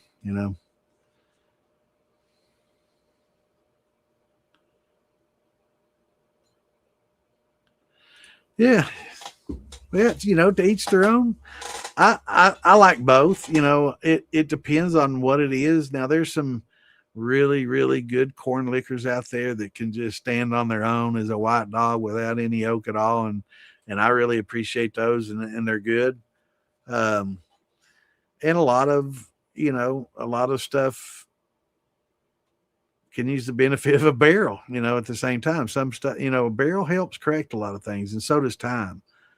So if you've got a distillate or you've got something that didn't make the best cuts, because doing a white dog you really have to make good cuts, because coming right off the tap You don't have any esterification, no time for esters to get, mingled with acids and other compounds to kind of mellow out and make new compounds and flavors, polyphenols and flavonoids. We'll talk about that with Cal and Alan.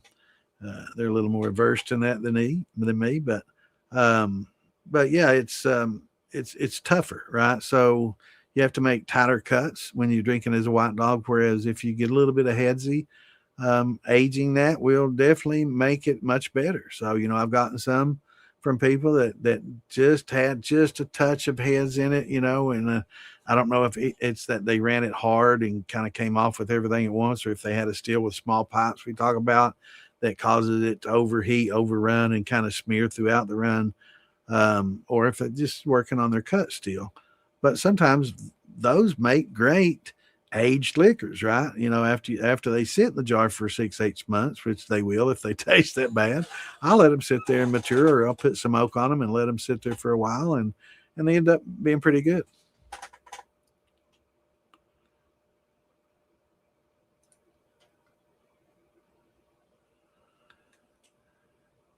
So definitely making it for OBX. Try to come far in the bottle. That's Wilmington, Ohio. That's not too far. Just straight up, probably almost 23 straight up to it almost. But yeah, it's a really good festival too. But I need to hit OBX. Haven't hit it yet. I've got friends that go there, a lot of friends that go there, and I do want to try there. I've heard it's great. Definitely beautiful place too. And I like to fish, so all the above. It's good. It's good. Muscadines are coming right along. That's awesome. That's good to hear.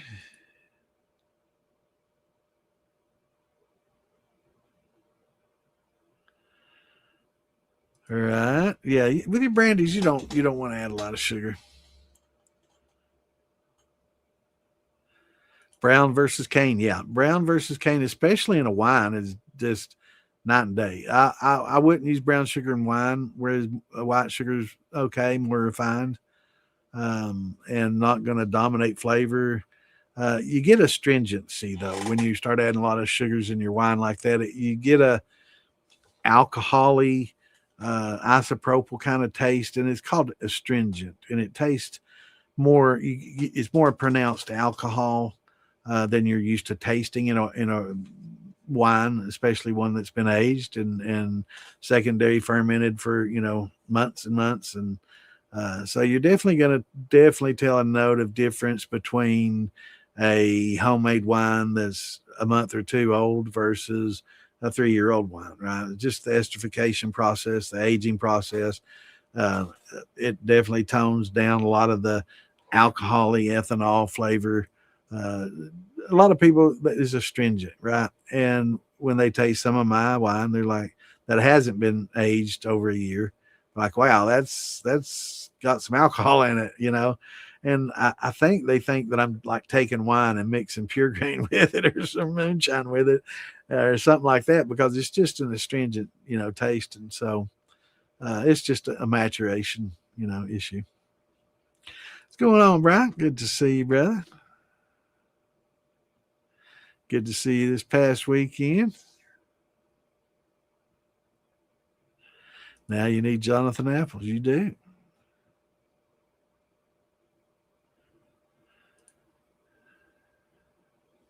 Yeah, you missed Tuesdays. We talked about vinegar. But do check out that video that I posted. It's right down your alley, man. You'll love it. Talking about mother vinegar, it helps put a lot of misinformation. I've been trying to talk about vinegar for a long time, and a lot of people are resistant information, I guess you could say, be the nice way to put it. And hopefully that'll help fill some of the gaps. So a lot of people swear up and down has nothing to do with acetobacters, and I'm like, that's how it starts. That's how you start. No, it starts with mother vinegar. No, that's a chicken or egg thing kind of question. It starts with acetobacters. When you have a wine that's sitting there and it's getting oxygen, it's got alcohol, it's able to get oxygen and has a specific temperature, you're gonna start turning to vinegar. But kind of the conversation started Alfredo, my buddy that does the bamboo, shine and Wendy's Bam Ale, who I saw this past weekend. Great guy, had a good time with him and Shua, both had a good time. But he had something that turned to vinegar, and I'm like, keep it, man, because that's gold, and this video, it talks a lot about the therapeutic. Back in the old days, you know, a real vinegar was used in treating a lot of wounds and dressing and skin infections and abrasions, things like that, cuts, burns, a lot of things, and it's not the same as our vinegar today. And there's reasons why. Our vinegar today is more pasteurized, watered down, goes through a lot of different processes, and in the process takes a lot of the good properties and probiotics and other things out of it. But there's a lot of good information there. You definitely will like the video. No, it's on the DIY shine and steel building. You're in there, aren't you? Oh, I don't have my banner up. Let me put my banner up and there. DIY shine and steel building on Facebook. Forgot to put the banner up. I guess last night they took it off when they had Cal on here. Yeah, 101 I just use as a page it's my podcast page. So I podcast from that. That's my source page. But yeah, I mean, it's probably best to view, because I think somebody was commenting from there last night during the show, and it looked like me commenting from Distilling 101. But for some reason, I guess when you comment from there, it doesn't put your name, it puts Distilling 101, which was strange. But yeah, it's on the DIY shine and steel building page, and it should be in the militia page as well. It gets buried on the militia page because there's a lot of posts on there. But if you just click on when you get on the page, if you click, let me open up a page so I can see.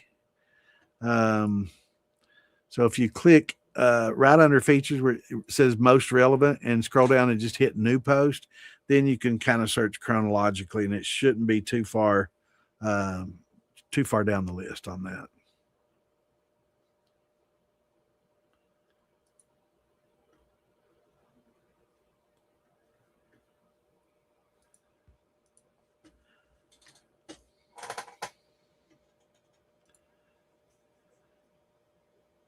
Good advice. Conversion with corn, wheat, and barley are malted. Awesome. Yeah, malted wheat actually, if done right, can have as much or more, actually more diastatic than malted 6-row. So definitely awesome, and it has a unique flavor too. I like the flavor of the malted wheat better. It's maybe a little less grassy. If I need a shot glass to combine these two, I want to do a little shot. It's Saturday. I shouldn't be. My doctor doesn't want me drinking as much, but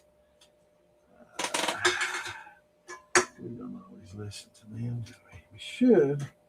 I know he wants. I know I got a shot glass in there somewhere. Oh, here we go. Rebel Yale. That's an old one, man. That's from the 80s. Wow. That's back when I went to school at Transy. I was in the Kappa Alpha fraternity, and we drank Rebel Yale. Was our cheap liquor that we drank. And we drank copious amounts of it those days. It was a really good fraternity, but not the best if you wanted to graduate and do well in class. We partied quite a bit and very hard. A lot of good brothers from there as well. But yeah, that combination has actually, this is half and half, and that's good color. That's a really good color. Not quite as rich as the other, but that is a great combination. It's also a large shot glass and a large shot. So I'm going to have to hit that in the top couple. That's 110.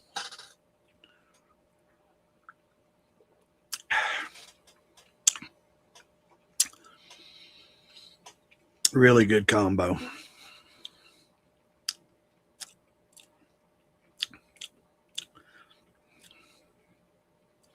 After that sits in a jar for 6 months, that's going to be some really, really good stuff. I don't know if it'll sit that long around here, but if it could have sat for 6 months, it would have been some really good stuff. Let's just put it that way. All right, let me get the alcohol off this wood so it doesn't leave white marks. But yeah, that combination is quite nice.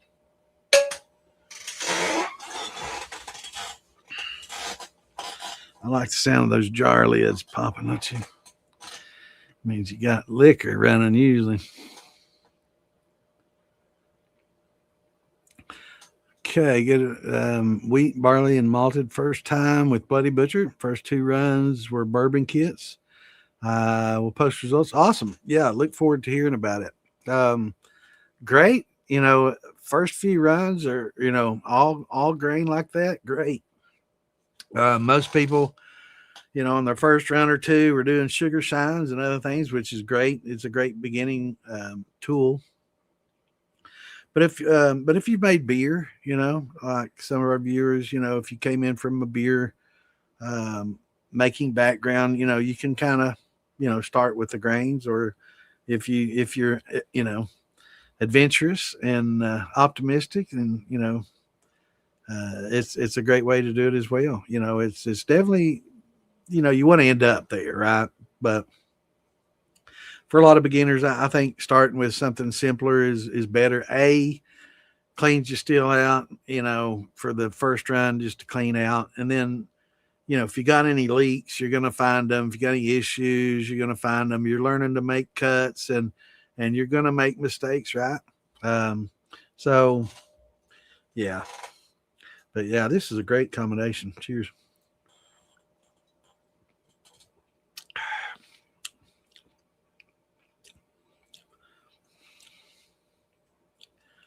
I mean, after sitting in a jar maybe 6 months and getting a little bit of esterification on that, it would be hard to tell from something that had been aged a few years, for sure.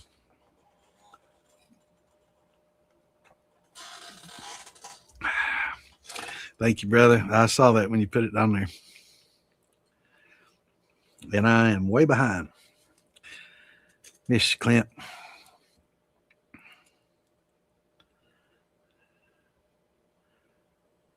Wow, I did a radish shine today and it came out all right. Very spicy. Wow, that's very optimistic, Stephen. That's something that's unique and new. Wow. Radishes.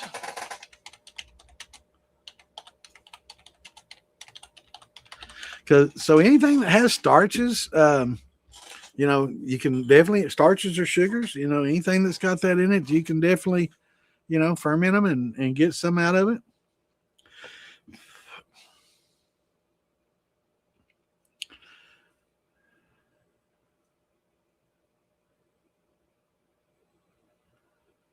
But it's got some carbs and sugar in there, not the highest, of course, a lot of the stuff that we use isn't, but you can add a little sugar or gluten,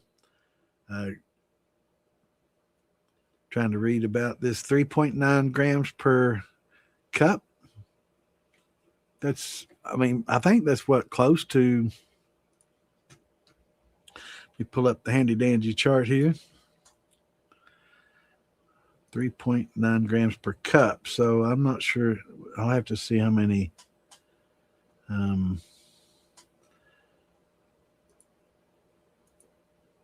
grams in a cup.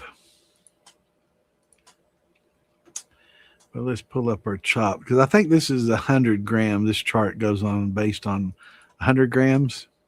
Yeah, based on 100 grams. This is, so, we're kind of somewhere between lemon and a strawberry, maybe, as far as that goes. So you're definitely going to have to add something, and probably didn't get a lot of production unless you did, but very unique. Yeah, so a cup is 116 grams, so just about probably 3.5. So yeah, it's going to be, you know, fairly close to between a lemon and a strawberry. Strawberries just don't have as much sugar as most people think, man.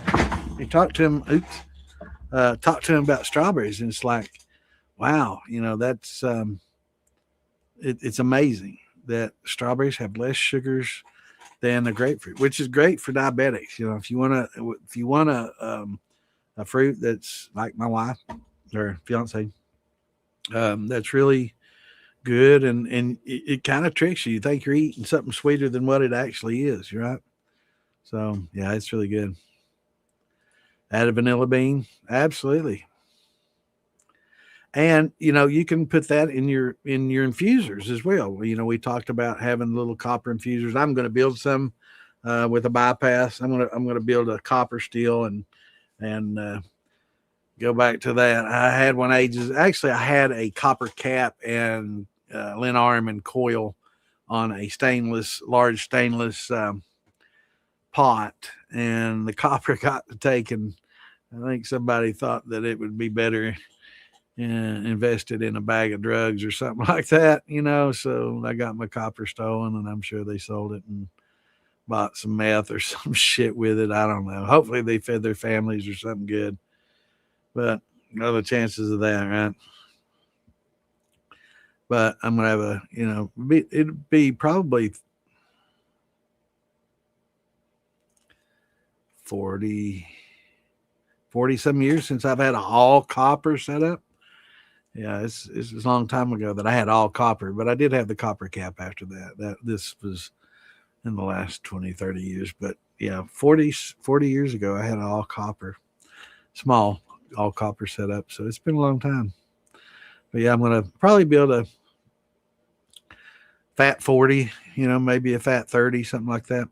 I like a little, I like a little shorter, smaller, wider, larger base. I think it's a little bit more efficient than a real tall, skinny column.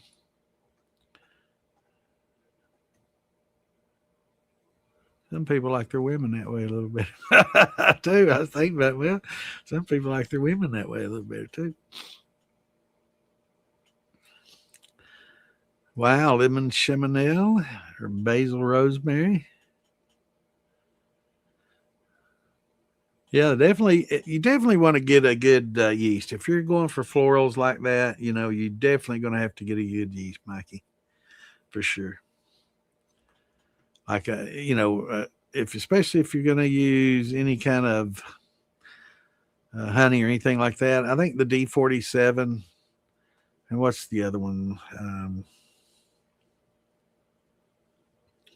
Lalvin D47 and there's another one 31B. I think 31B. It's hard for me to pull from memory. It's 31B. But D47 and 31B both really good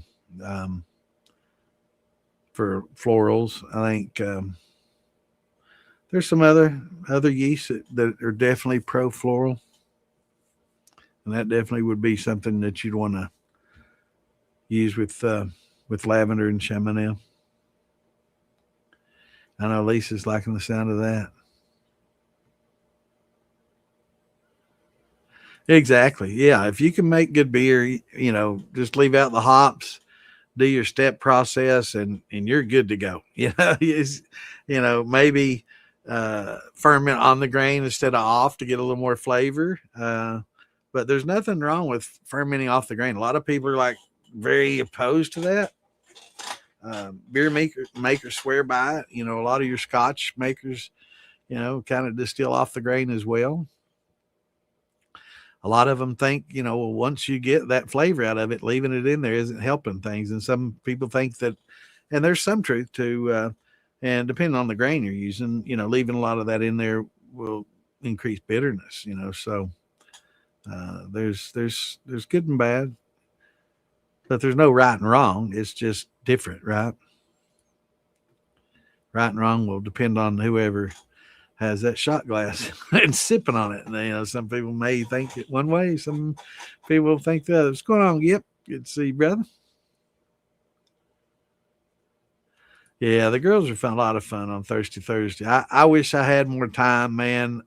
It's it's tough. Where I do this twice a week, and I spend quite a bit of time in groups answering questions. I answer questions in quite a few different groups. I've got like 15, 20 to 20 some groups that I'll go to and answer some questions here and there, um, and on the phone, and I'm not complaining. I love it.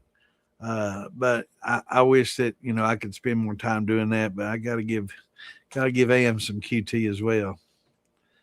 So yeah, the apps are. Oh, I'm glad you mentioned that.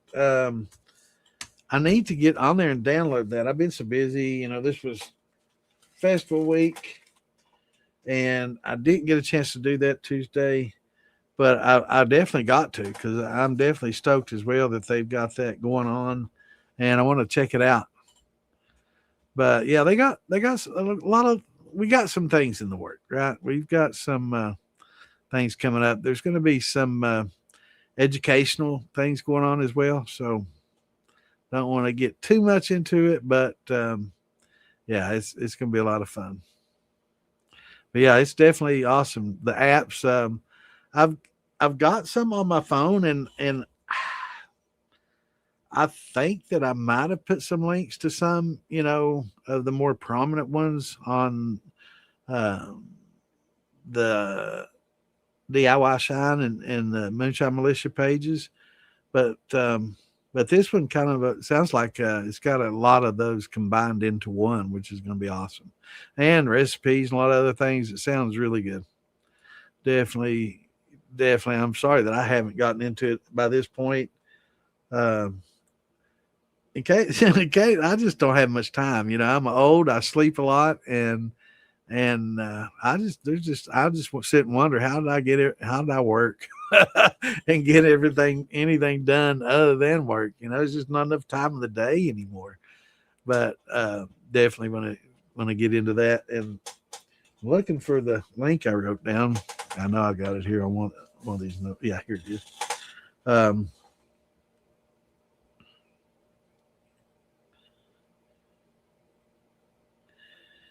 I think maybe this might be to the instructional, but that's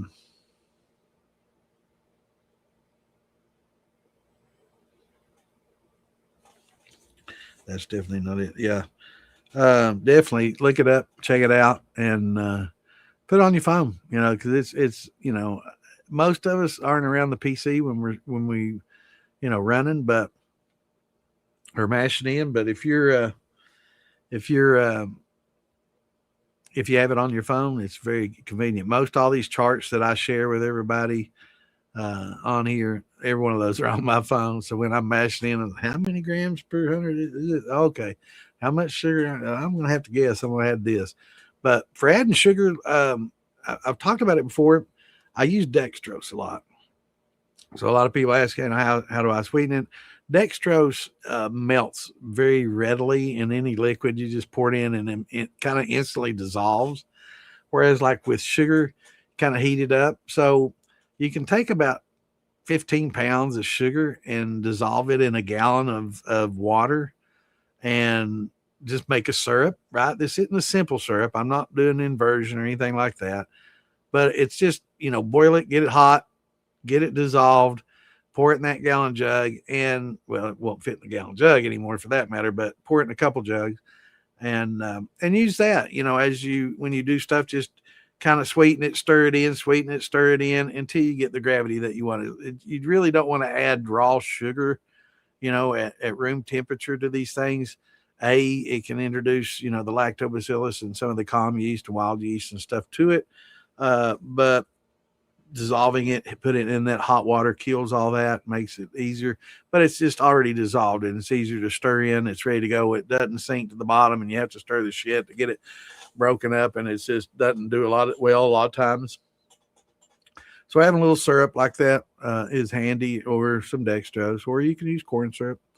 But yeah, it's a lot more handy to do, and it's easier to fine tune. And it's simple. Just keep that jug there and just add it, stir it, and check the gravity. Add some more, stir it, check your gravity until you get right where you want to be, and then it doesn't take much to kind of bump up a little gravity. If you didn't get a great conversion, there's nothing wrong with it, because it's not gonna.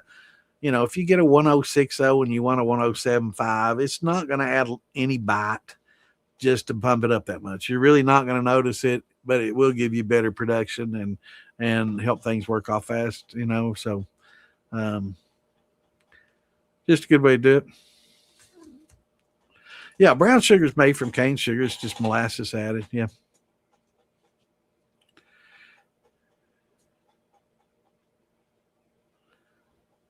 Yeah, actually, I'm not even sure that they just don't make white sugar and then add back molasses to it. I don't even know if it's less refined than white and just kept as brown. I think they might, in some companies, might even just add molasses to a regular white granulated sugar, Clint.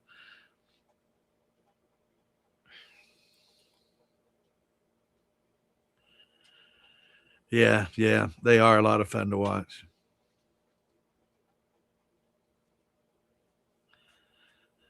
Clint's getting caught up. That's good. I need to.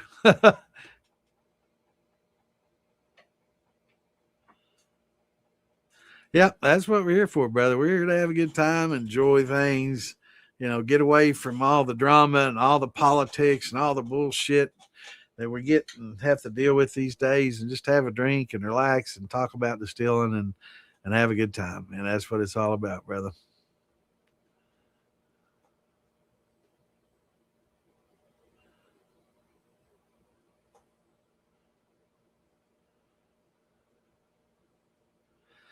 Yeah, sugar does make it dry. Sugar finishes off very dry if you allow it to.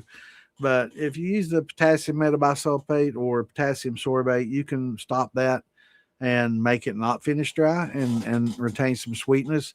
Uh, Molasses will retain sweetness simply because it's got dextrins in there that are not fermentable. So if we don't add our glucose in there or have some source of enzymes to help finish, some of those dextrins off, they're not going to ferment, and then you'll end up with a little bit sweeter of a mash. Mm-hmm.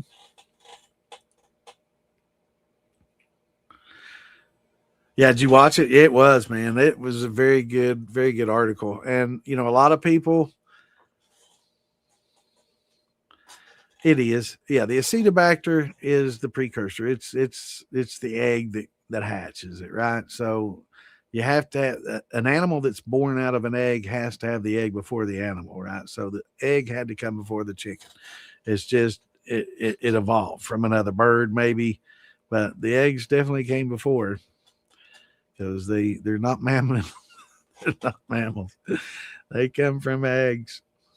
But yeah, it's the acetobacter is, and a lot of people, oh no, you gotta have mother vinegar and all this. And it's like, how do you think you create mother vinegar? And it's the acetobacter. That's the source of it all. And it's not easy to do. That's why I was telling, Alfredo, that's something you definitely want to keep. Don't throw that out. That's awesome. It's great. If it's in your wine, it makes a great cooking wine, and it's very good for your gut health, and it's good for you. So just make sure you don't get bad bacteria in there, and you're golden.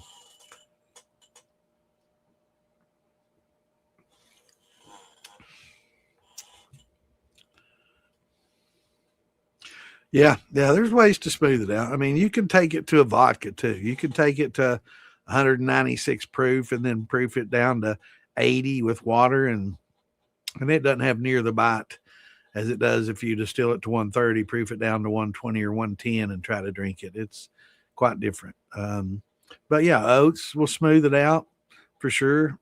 Other things can help too. Even a lacto on there, helps smoothing it out some, and time, and charring, of course, helps as well. Putting it on just charcoal or whatever helps.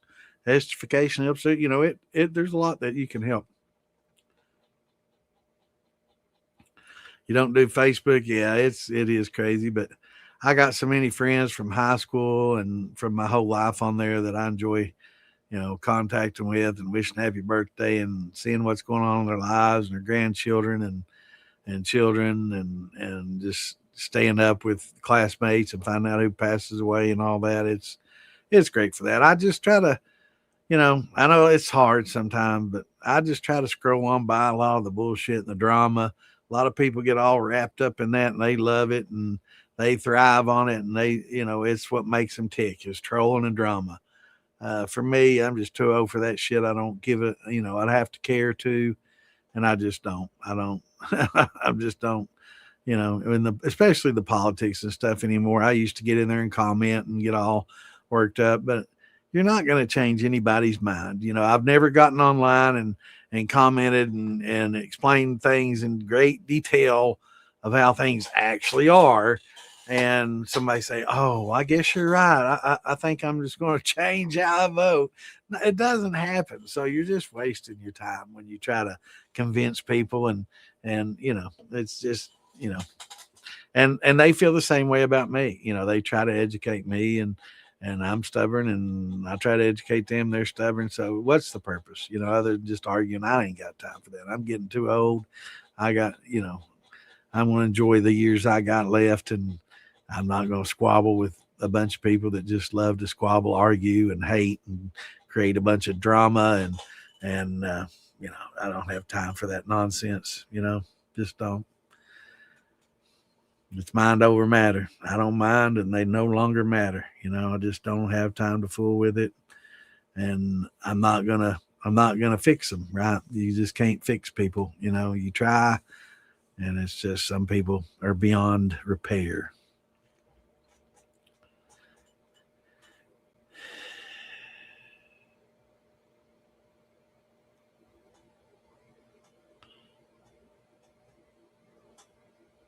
Awesome. Well, I'm sorry I'm just reading this, Catherine, but 20 minutes late. That's better than never. But yeah, how you doing, Catherine? Thanks for joining us. You got a pretty good teacher there. I taught him everything he knows. Kidding. Just kidding. Clint's a great guy, man. And I think I have to do another shot. That big shot went down pretty damn well. It's been a while, right? I didn't drink a lot this past. Hopefully there'll be some of this left when Cal gets didn't drink a lot this past weekend. Actually, I only used this syringe to damn that thing's over. So there's the little. That's the little end that goes on this.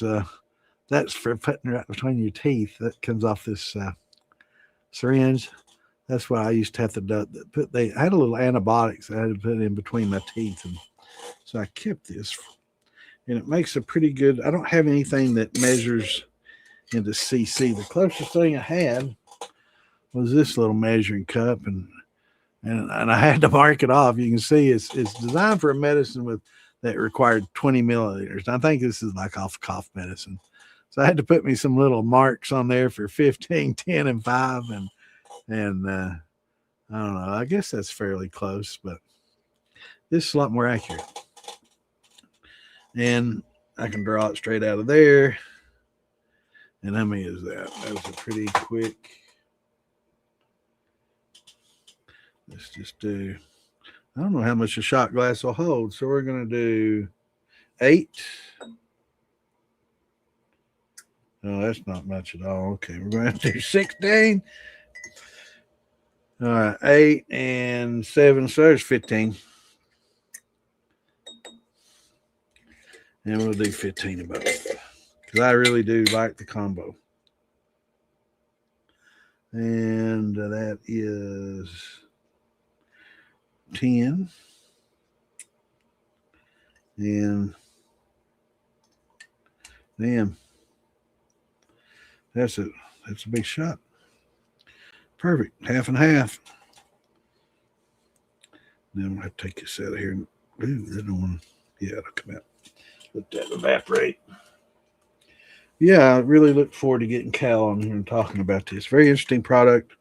Um, Definitely interested in how it's formulated. Of course, he's not going to tell. Tom is trying to get him to give up his secrets. He ain't going to do it, but I can kind of hypothesize a little bit, and not probably how they did it, but how I thought about doing something similar. But probably, I mean, the guy's very scientific, right? He understands the science, and it's. I'm sure he talks about gas chromatography, mass spectrometry. Uh, I can't even say that when I'm drinking mass spectrometry. Um, so he knows what he's talking about. And they've done some heavy research and basically breaks down every compound and element that's in here in composition. So they've really taken it to a higher end laboratory and really worked it over. So it's not quite as simple as a lot of people might think it is. I think they've done quite a bit of research on this. It really sounds like it. I did take the opportunity to go to the website. I did watch some of the videos, which is how I know this Cal guy. He's very knowledgeable. He knows what's going on. Especially, I think he's more geared to wine and beer. And I think a lot of the videos and stuff are more geared to the wine and beer. I don't think that's the sole purpose of it, but I think that was maybe the original target market, and also the bourbon industry, maybe for some craft distillers that were impatient. But most of your bigger bourbon, they're going to go with barrels, and he's trying to come up with a product and that will cut back on resources. I think he's very conscious about the climate, trees, and trying to cut back because there is a lot of waste. When we were talking last night about the barrels, you got oak that thick, right? You got oak that's that thick on there. So, you got a good inch and a quarter thick wood, and you're only getting penetration like that. So, like we talked about, I think the thickness, maybe could be cut down some, but again, like he was talking about, they roll those barrels around, so it has to have some structural integrity for rolling. Some places stack them on top of each other instead of just using racks, right? A lot of places just use racks. That way, barrel's not supporting barrel, supporting barrel. That way, when you get 10 rows up, it just, you lose about 1,000 gallons, right? Man, I remember a few years ago when a flood, uh, and I'm trying to remember which distillery it was. Maybe it's Heaven Hill. I can't remember anyway. And they had thousands of barrels that got demolished, and it was just like tears come to your eyes seeing all these barrels just on the riverbank smashed. I'm like, I'll volunteer to help clean up. If I can just take a few barrels home, I'll dedicate my time, man. But yeah, it was a sad sight. Very sad sight.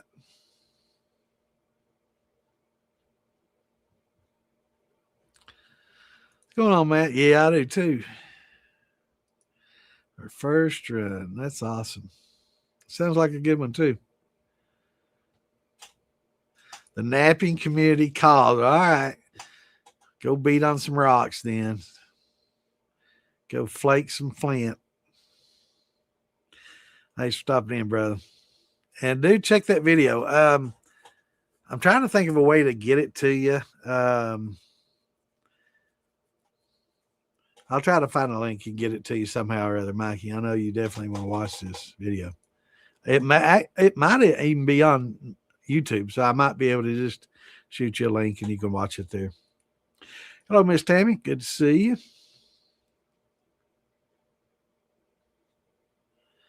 Oh, that's all right. It's Saturday night. We stick on here a little later on Saturday night, especially when I'm drinking. And I'm having a few shots tonight, which speak of. Yeah, it's got good color. That's kind of in between those two, and that's actually about a perfect color, to be honest. The other's a little dark. It For a lot of people, it might be a little over oak, but I like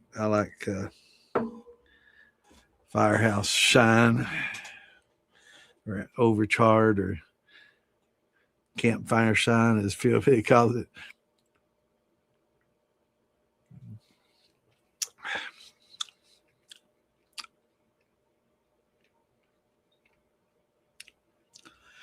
To taste that next to the White Dog,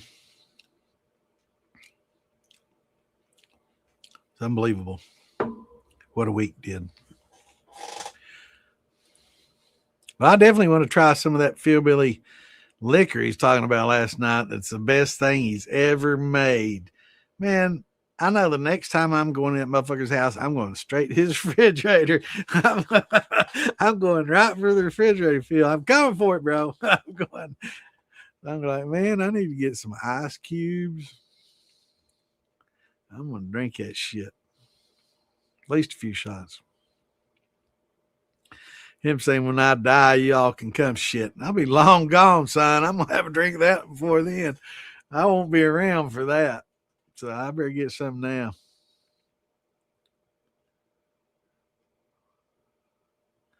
That's awesome, Scott. That's awesome, brother. Yeah, I was looking at a video that was showing some fig trees.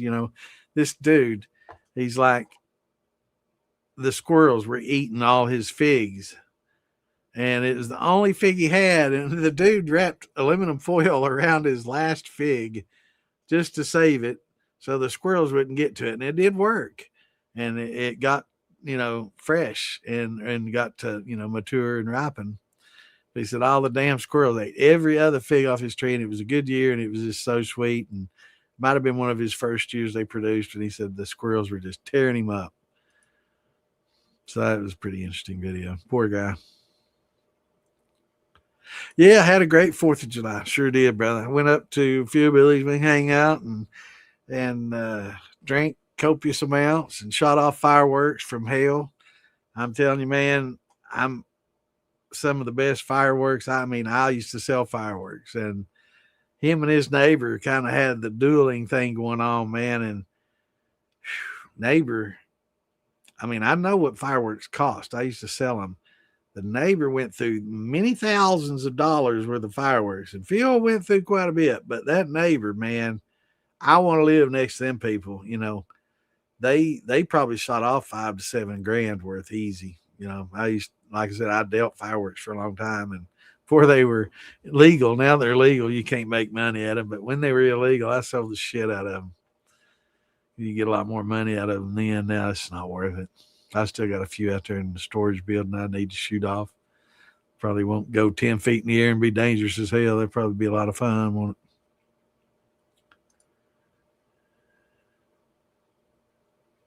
What's going on, Chris? Brian? I see Chris's comment to John, and then I saw yours right after that, and said, hello, Chris John, or Chris Brian, Chris John. Chris was talking to John, and yeah, I'm getting there. I might have had a little bit before the show, too. Yeah, I started off. Yeah, it's just powdered. It dissolves well. It's just powdered glucose molecules. It's awesome. Great stuff to use. Yes, it is, Miss Tammy. Cheers. Beet sugar to brown sugar, they add molasses. Yeah. I think a lot of the molasses, they just, instead of just stopping the process like Clint was talking about, some I'm sure do that, but a lot of the brown sugar you get out there, they just take it to refined white sugar, and then they bring it in and just mix molasses in it and make brown sugar, and they mix even more molasses if they want the dark brown sugar. Yeah, and I'm sure a lot of them use the beet. Yeah, I'm seeing a lot more beet sugar and less cane these days, and that's not a good thing. Bad, sad.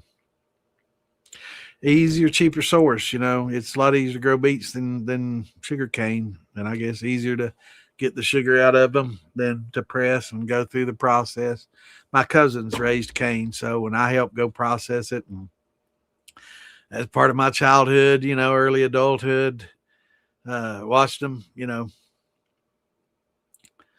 run that stuff through this. They had this huge cast iron press, and it's kind of like what you see on these, and it's kind of has like the big wood post that comes out, and it has the connections to attach it to your donkey, and have your donkey run around, and we became the donkeys. They didn't have any donkeys, so guess who pushed that? It's fun. Go out there and try it, man. It's a lot of fun. Let's see how many times you can go, and trying to make a game out of it, like Tom Sawyering us up or Huck Finning us. But yeah, we, walked around circles and worked that press, man. It was a big, huge press. It's probably still there. I mean, they still have that farm. I need to talk to him. I want to go hunt there this year. My uncle used to live there, and there's a nice little cabin on it, and they used to raise cane there. And then after that, they raised a lot of peppers for Paramount. Did pretty well with that too. They made pretty decent buck with the pepper farm. Well, Pepper Ridge Farm is Pepper Farm, but the raising cane was a lot of fun, and they cooked it down and made molasses. And in that area, there's a lot of cane that's raised in Kentucky, and they have a sorghum festival there every year. A lot of fun. Yeah, good. A lot of good memories. But I think they took a mini bike and maybe a mower and ended up using that as self-propelled to make the circle when we weren't there. I don't know. I know they never had a donkey. But my uncle, man, he was a genius. The one that lived there.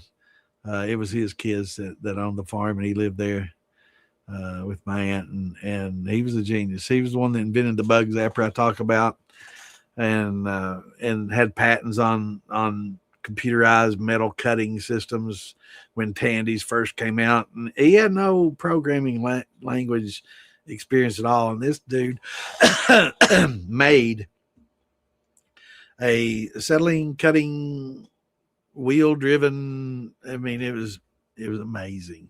And they bought the patents and made, kind of the precursor to the CNC, right? So yeah, this was back in, I guess, the early 80s when Tandy's first came out. Yeah, it was amazing. And he lived off those patents the rest of his life, But he made a bug zapper when he's like 12, 13 years old. He hated horse flies. My family grew up on a farm, and they had a little post office and a general store and a little farm, and had a barn, and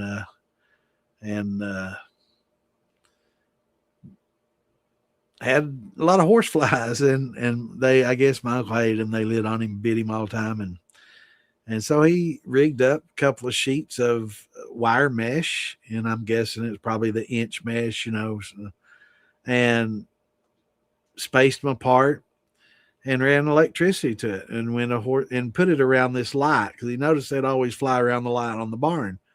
And so he rigged up this 2 metal mesh get up and made the world's first bug zapper, right? When he was 12 years old. And this was probably in the late 40s, 50s. I guess my dad was born in the 30s. This has been 40s, right? Early 50s. And people would say, oh, they were amazed at what Uncle Bob did. He was a genius. Very, very, very bright man. And if he could have gone to MIT, man, he would end up in NASA or somewhere. He was very, very ingenious. He could make and invent a lot of stuff. Very bright. I think I get a little bit of that. I think I'd like to think so anyway. But that kind of thought, I guess came up with bypass and some of the other things I've done. But started making a little sourdough. Awesome. That's great for pizzas. Found out I was inadvertently cultivating lactobacillus in the sourdough starter. Absolutely. Yep, and it's great for your gut health, and it makes great for your breads. Absolutely, man. And it makes really good pizza, though. Hello, Miss Marie. I was wondering where you were. And I'm a little late saying hello. Good to see you. Hope you feeling better. Been watching your posts. Like you have pretty interesting. Yeah, it is a pretty good color, isn't it? The combination is perfect. The other's a little bit on the dark side. Using I heavily staved that pint, and because I wanted it to get it done quick. And I will say that I was really afraid that it was going to be more over oak flavored, but I really think that I just basically dissolved a lot of alcohol out of that wood that was soaked into it. So I'm getting it's not fair because I'm getting some of that Buffalo Trace, and I'm pretty sure that's where he gets these his barrels from. It's my neighbor. He uses them. He cuts them up and makes furniture and plaques and bars and lots of stuff out of wood. Out of the staves. Kind of a second job hustle on the side for him. Not so sure if he does so much of that anymore. But he used to basically had templates of a lot of different states close by, and he would trace those. He would put these staves together, trace the states, and jigsaw them and glue them together and make a wood stave plaque of states. He also did flags and things like that, and other things as well. I told him anytime he had a little small staves to save me some, and I need to take him over. He does like root beer, and so I'm gonna have to take him some root beer shine, and I'm gonna have to probably definitely gonna have to make some grain. I've been doing a lot of brandies forever, and I've got to do some grains this year. So much, so many things, and you get old like me, it's hard to get motivated to do a lot of things. But I've got to run some grains, and I've got to do this yellow label angel yeast test. I'm really interested in doing some extensive studies on that. And I want to kind of, Alan and I talked about when he was on there the last time, whether or not it's something that you can, I'm not sure if you can, and Clint and I've talked about this as well, and I'm not really sure if we can propagate the goji and have it continuously and create a fungus that is going to do conversions for you. I know yeast can propagating yeast. I'm not going to downplay it. It's easy, right? But I'm not so sure about the goji fungus and how easy that will be to propagate. And if you can, will it also continue to perform enzymatic functions? So that's something that I'm going to experiment with and see, because I'm really curious about that, and I haven't seen any studies on that. I'm sure somebody else has done it, but I want to do it for myself because I enjoy the science. Yeah, it is pretty color. You talking about my hair? Wait a minute, I don't have any hair. Yeah, that is a good color.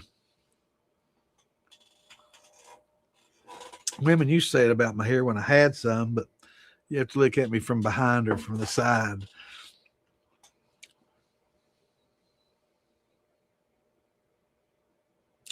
It'll be really good with the rum and tequila. I was thinking about tequila.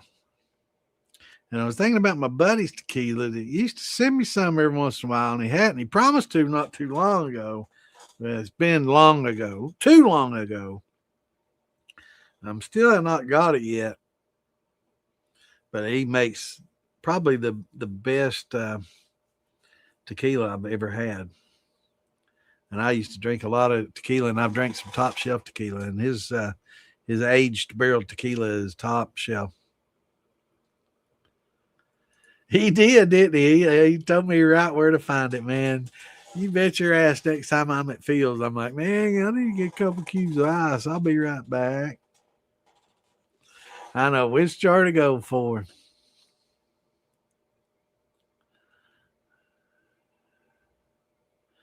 Yeah, me too. Me and Phil have been buddies for a long time, man. I was actually one of the first. I joined the militia when it first formed, and I was one of the first admins in there, and it's been a lot of fun. Yeah, Phil's a great guy, super person, man. He's so chill Phil. I mean, uh, you're not made a better hearted person. Great guy, Can't say enough good about him, man. That's why anytime I can send business his way, I enjoy it. Anytime I can help him any way I can, I enjoy it because he's such a good person, and inspiration to a lot of people, you know, and his videos have empowered a lot of people to get out there and try, you know, and to try and do things. Good guy. You're not made a better person. I can tell you that.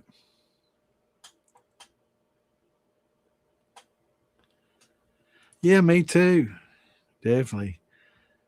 I like the way Phil gets Evan Williams and puts it in a jar. I guess it just makes him feel better when he drinks it out of a jar. He comes in, yeah, this is Jack Daniels, and then he goes back, comes back with another quart jar. This is Evan Williams. Like, man, put that shit. I guess he keeps in there that way. If something were to ever happen, he could say, "That's Evan Williams. It's in a jar." Well, no, you're right. You're going to convince me of that, and then they do gas, chromatography, mass spectrometry. Here we go again. Mass spectrometry. I can't say what I'm drinking, but yeah, and they can prove that that is exactly what that is. You know, it's very accurate breakdown.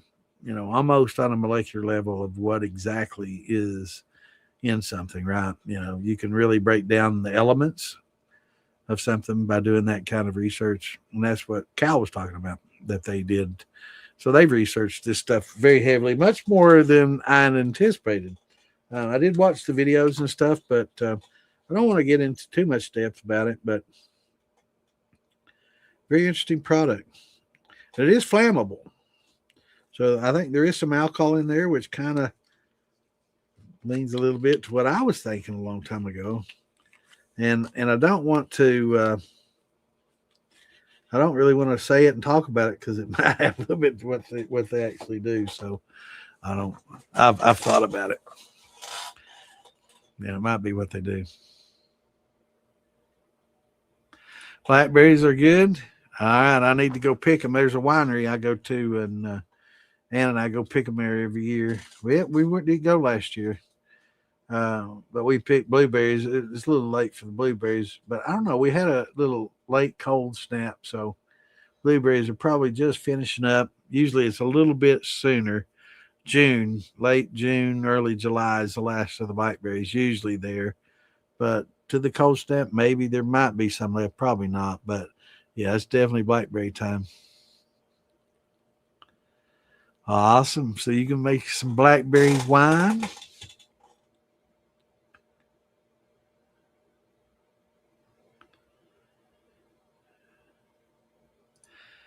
I was hearing Maine ain't ready yet. What?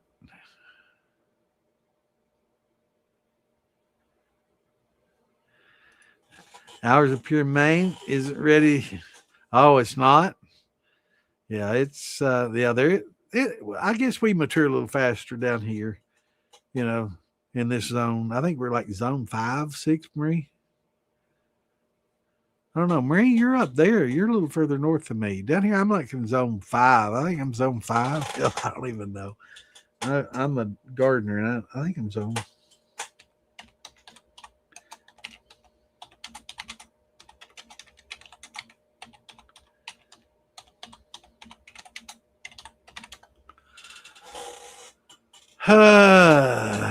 Six. I'm in zone 6. Okay, 5, 6. You know, depends on the year. Yeah, I'm zone 6. Where in the hell's 5 then? Wait a minute. Different parts of Kentucky. Okay, that makes me feel better. Planting zones, and they show a house. This is Kentucky planting zones, and it shows a very nice stately ranch home. But what the hell does that have to do with planting zones? Oh, I'd love to just show you my screen right now, and I'm glad I didn't do that on the StreamYard. But yeah, we got different zones, so that makes me feel a little better. So, but yeah, so we're 6 and 7, not 5 and 6. Okay, so I'm an idiot. So yeah, so Western Kentucky is a little bit different than Central and Eastern. Okay, good to know. I'm been educated. Good to know. 6 for 6. Yeah, that's all I'm gonna do now. I don't know. I might have some of this. I did put a little something. This is the clear. I have to save that. This is, let me take just a little sippy sip. This is the clear that I used to make the soluble oak and other oak. Oh, yeah, big difference. Good. Actually, quite different, surprisingly different than you would expect. No, that's not. But this is, I mean, that's been on those for a few 4 or 5 days now. So after you use the staves, for those that never used them, you know, after you use them a few times and I recharge those are going to have to come out, be dried and recharred. But like Cal said, you know, you're not getting that much penetration. You can take these out and rechar multiple times. So don't throw them away. It's very wasteful. And that's one thing they really didn't talk about last night, but I got from watching some of his videos and stuff is he's very green and conscious. And that's one of his purposes, is wanting to help reduce, you know, the oak used in the barrels and help the environment and cut down on the oak and also repurpose. I think he really liked the thought of and he knew that they were repurposing a lot of barrels and stuff. But this is after I did that liquor. I put the staves in this. So this was the third, and that's the fourth. This got like 2 days, and that's what it gave. And then I put it in that other liquor, and it's been in there for 4 or 5, and you can see how. So you've got a certain limit, and then after a few uses of your staves, I mean, that's great color too. I mean, let's compare the color.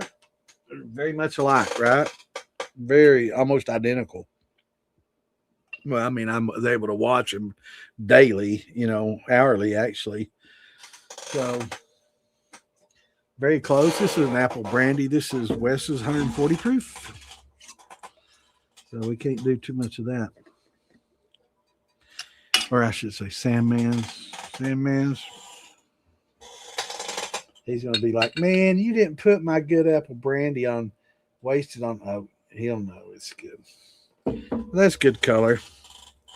Yeah, it looks a little lighter in that than it does in the jar, right? And that's the way both of them kind of, they look a little darker in that jar because of the depth of the jar, right? Because you're looking at that color through several inches instead of one. But yeah, that 140, I guarantee you it's taking some of the bite out of that. Going to be more noticeable than the 110.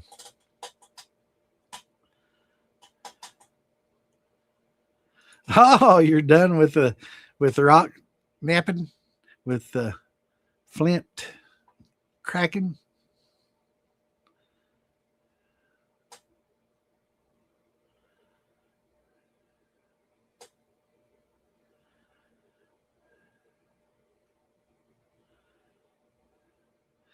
The sorghum towel, yeah, yep. The tassels, or yeah. A lot of people don't know that the sorghum is the actual flower tassely part. Yep. Oh, you do. I was wondering how you knew so much about it. So they make that brown sugar up there. Then the universe is flat. I mean, if you everything is flat on a plane, if you look at it, but I don't know. Infinity is a long way. Actually, I believe in multiverse, so I think there's more than just the individual universe that we perceive. I think that's just one of many, and I think that time can't explain. You know, we get really deep on this. You know, and after I drink, you know, just be glad I'm not smoking anymore, or we could really get, you know, crazy.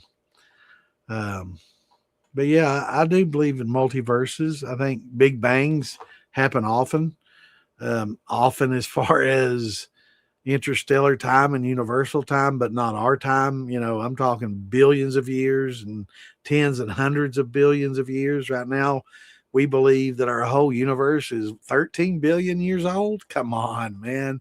It's hundreds and thousands of billions. You know, it's infinity. So we know that mass attracts, right? Everything has a gravitational effect, and the larger the mass, the more gravitational effect it has. And everything in the universe, I think, in our universe, is in a continuous flux of exploding outward and moving outward at a certain rate. And then I think eventually it slows, and then the gravitational effect draws it all back in. And as masses start accumulating, see, large objects draw smaller objects into it because of the gravitational effects, and it makes these are objects larger and larger. And I'm talking in billions of years. But and this might be a little far out for y'all, but I think as that accumulates and happens, things kind of stop and start drawing back in. And as mass gets larger and larger, these larger bodies start attracting faster and faster. They come in and collide again. I think that's a repeating thing. And I think it happens in multiple universes over an unlimited plane in all directions. So that's pretty deep, but that's my belief.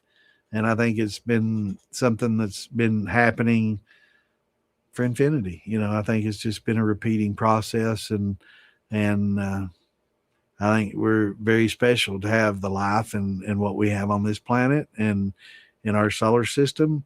But I don't think we're unique. But I think our life form might be. But I do think that there's other life. We can get heavy on that, but it's probably not the place.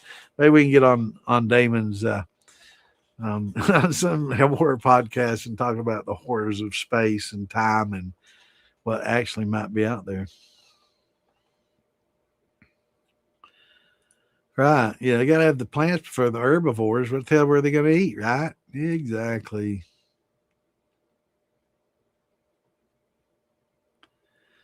Well, some of us are more well rounded than others, you know, in more ways than one.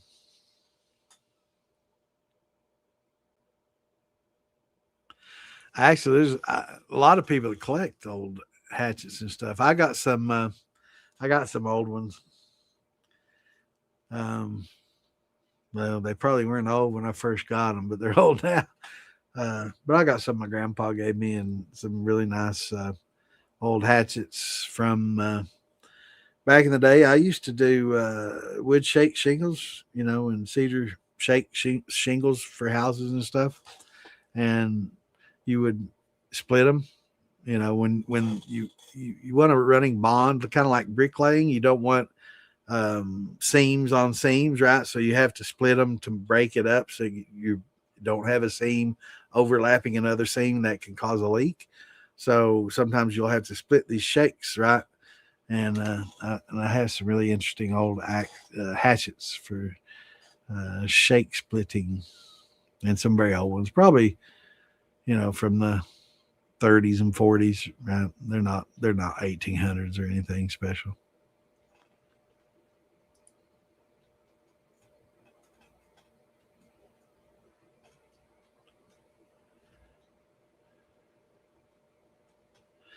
I'm not gonna die easy, man. I'm gonna fight it every step of the way. I'm stubborn, I'm mean, and I'm gonna fight it every step of the way, And eventually I'll probably will get dementia. It kind of runs in my family. I know I'm starting to get a little bit forgetful and kind of scares the hell out of me, but I got a good woman that'll take care of me. And as long as she can prop my fat ass up in front of this computer, I'll be here to have fun with y'all till the day I die. Y'all have to entertain me. You might have to re-educate me. This might be more questions on my part. You might have to re-educate me on what I need to do to make some more liquor, right? So I want to teach y'all now, so you can teach me back later, right? That's how it's going to work. Yeah, but yeah, it's sad. I shouldn't make fun of it, but yeah, I just lost a sister a couple of years ago to frontal temporal dementia, and my dad has it really bad. And he's in his 80s, so you kind of expect it in late 80s. But I'm starting to get forgetful. I do, I hate it. Um, there's nothing worse than knowing that you're forgetting something, right? It's okay to be ignorant and blissful. That's, probably a good state of mind for a lot of people. But to have had the knowledge and realize that you're forgetting these things and knowing, the family disposition, it's kind of scary and very frustrating for me. So when I forget stuff, a lot of times when I lock up and I'll freeze and I'll be looking for the word, it is extremely frustrating for me because I'm not half as smart as I used to be, and it kind of gets to me.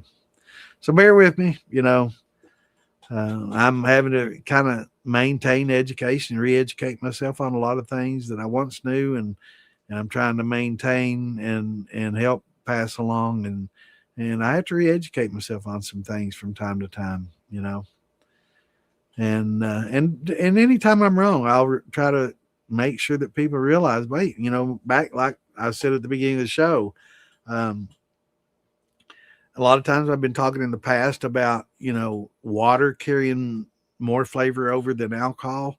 And I was right partially on that when I was wrong a little bit on that too. It depends on the compound. So if it's sweetness and sugar based type compounds, yes, water will carry it over, which is a lot of what we do and a lot of the flavors. But there's also a lot of flavors other than the sweetness of the caramels and the vanillas and other things like that water does carry fast. There's other phenols and polyphenols and flavonoids and stuff, and tannins and things of that nature and bitterness. And I'm sure Cal can probably and Alan Bishop can fill in some of the voids here, but there are a lot of other flavonoids and things that alcohol will bond to alcohol better. And I wasn't aware of that. I thought that more and more bonded to water than alcohol. I think I was a little bit wrong on that. Not totally, because of the sugars and a lot of the sweet stuff we get, and a lot of the stuff in the alcohol we get do bond to the water more, but more bond to alcohol than what I originally realized. And that wasn't something I forgot. That's just something that I didn't know. And I'm learning, just like we all are. And when I say things and I look at and I kind of reflect on what I've said in the past based on what I did know at the time. And if I'm wrong, I'll be the first to admit it, and we're all learning. And I try to learn, a lot off this show, and I do, that's one of the nice things about it is we're helping each other, and that's what it's all about. Portsmouth. We talking about now? There's Portsmouth, Ohio. That's close to where my grandparents lived after they moved from the farm.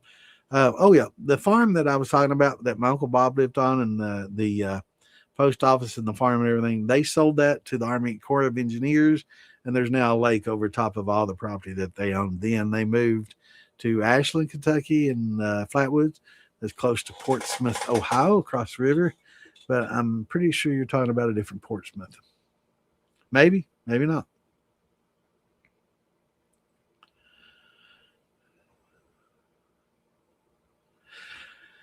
Greenhead flies. Oh, the swamp flies are bad, man.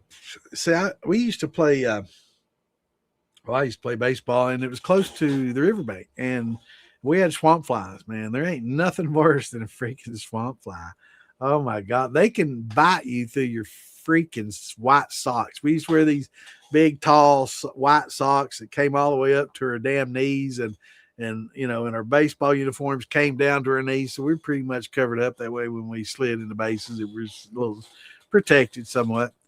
And in football, and in football practice, same, football pants come down and these white socks come up to our knees. And these freaking flies, man, they can bite your ass through socks. And that's saying something. But yeah, these swamp flies, man, they can get you. I can't believe I'm still that far behind. That's 10:13. It's 10:30. I'm 20 minutes behind the whole time. All right, Dexter, I'm sorry. You're probably gone already. Yes, absolutely. Everybody join the hobby distillers. And yeah, I need to make note of that way. I'm point that out every.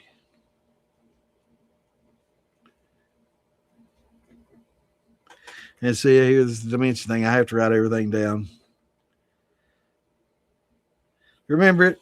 I've been taking notes for a long time though. So, but yeah, that's all my thoughts and memories are on little pieces of paper all around me. But yeah, it's definitely join the Hobby Distillers Association. Right now, it's still free. They have a paid version and a free version. It's my understanding there's not a lot of difference. I've talked to some members that were paid members at one point in time, and now they're free members because there's really not that much difference. If you can't afford to pay please do help promote it. If not, just join for free, but as court cases, it's just like in marijuana and guns. As court cases evolve and different financed, I guess, organizations, kind of like Hobby Distillers Association and American Gun Owners Association and lots of other associations like that, start taking a lot of these court cases before the courts in some of these districts. A lot of times when you get awarded permissions, I guess you could say, or verdicts, a lot of times the verdicts go to the plaintiffs, and the plaintiffs can be like the Hobby Distillers Association, and they are actively seeking legislation to change legislation on home distilling. And I think it would be for anybody that, if you're sharp, for free, why not? So it may just be a free ticket to distilling legally at home in the long run. If they take this before the courts and the courts award it and they win, then all the members are going to be able to legally distill at home free, federally and state. So, yeah, probably a good idea to join just in case something like that happens. What's the worst thing that's going to happen? You're going to have another source of information other than me, and other people to talk to about your hobby than me.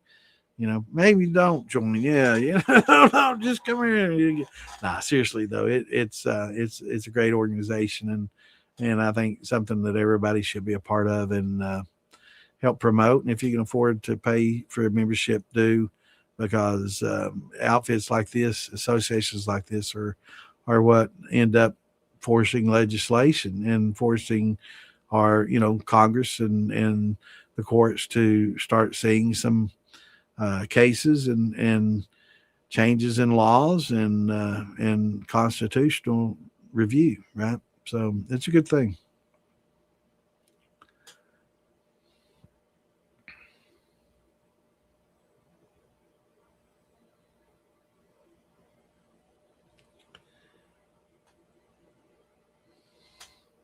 Yeah, I'll talk to you about that, man.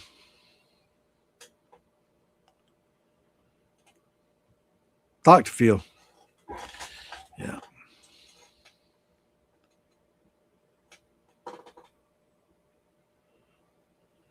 Tell Phil to send your blue corn or it 2 weeks ago. Tell Big Easy. Yeah. If you need to tell Big Easy.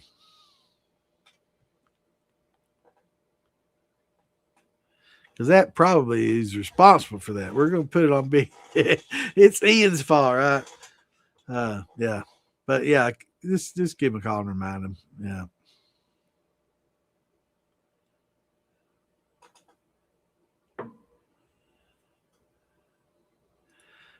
You drank a lot of whiskey, but you could never stomach Evan Williams or Jack Daniel whiskey.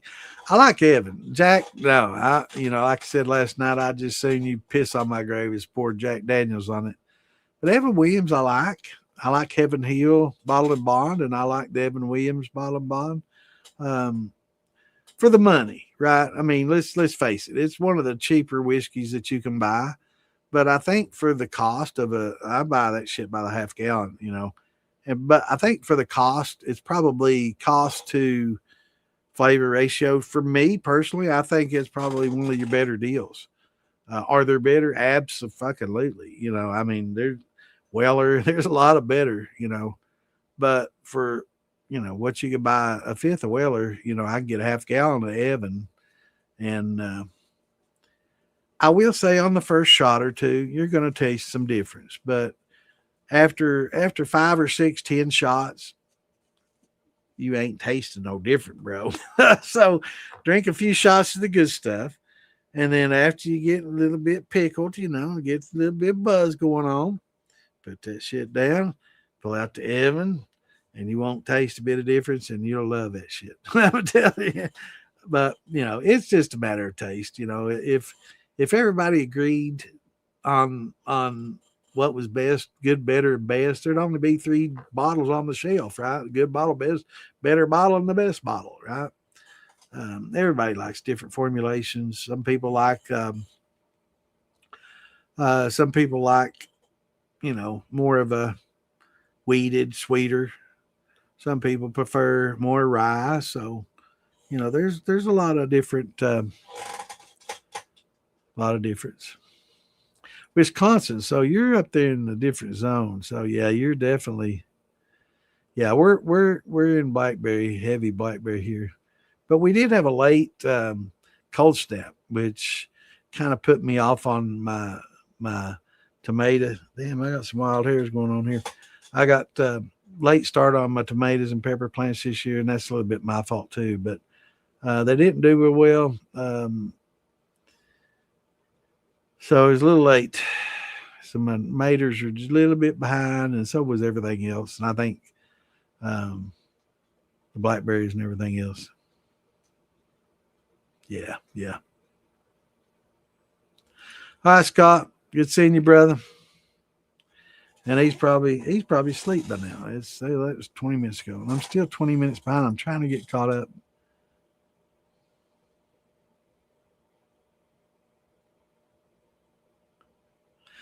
All right, I'll find you, Mike.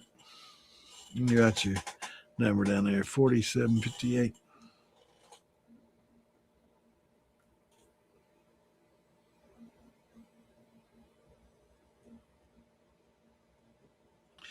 Yeah, I'll forward it to you, brother. And that actually might be originally from YouTube, so I'll check. I think it is actually. Elderberry. Yeah, I think blackberries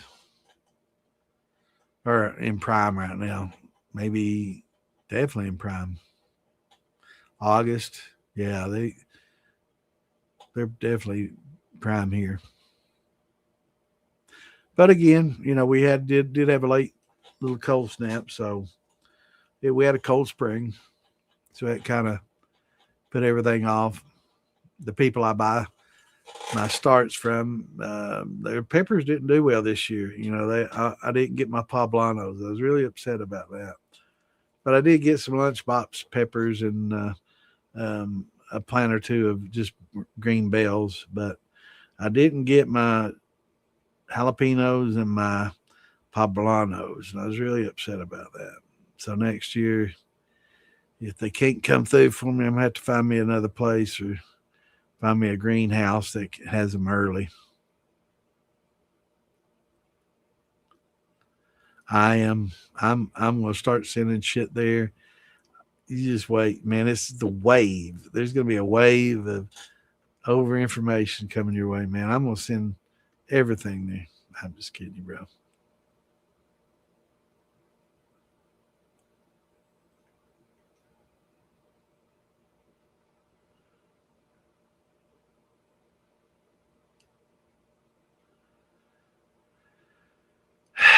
Unfortunately, I do.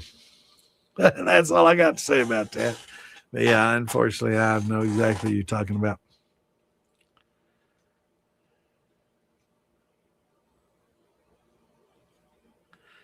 Yep.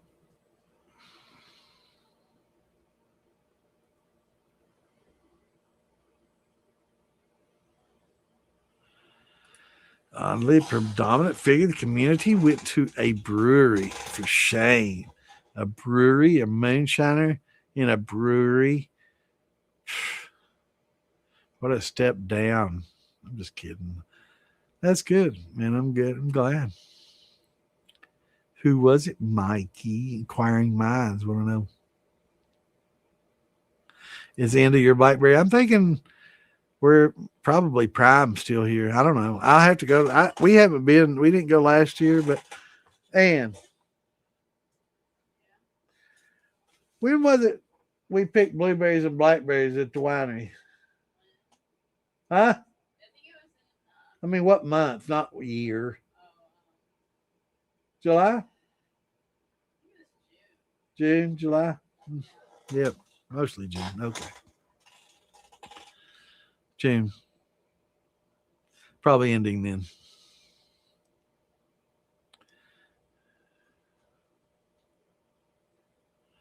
Universe is a big donut. Yep, the big black hole in the middle of it. It's like a donut.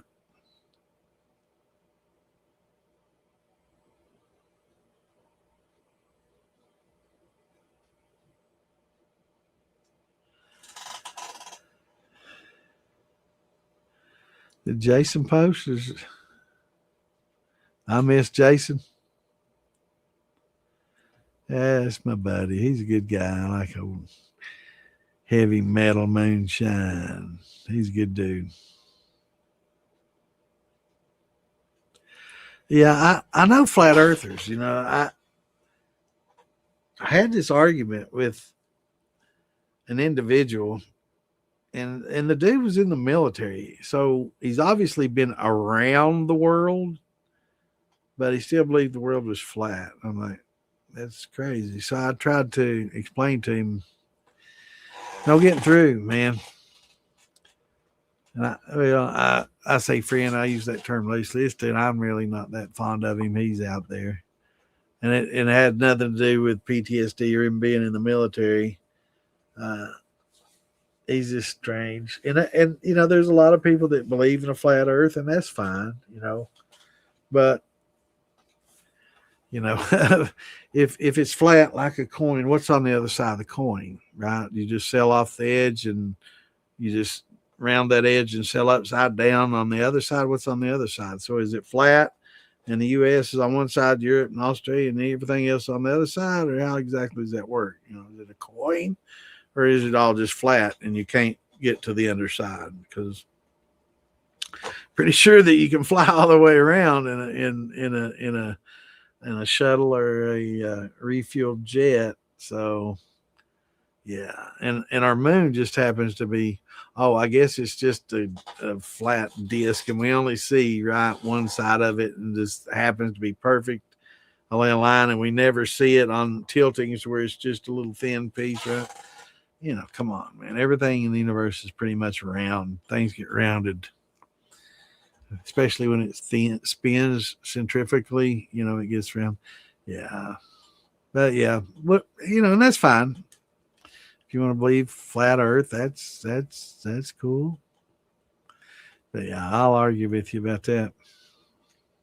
And it's fine. I can argue and disagree and still drink a beer and pat you back, love you. That's rare these days. A lot of people can't disagree with things.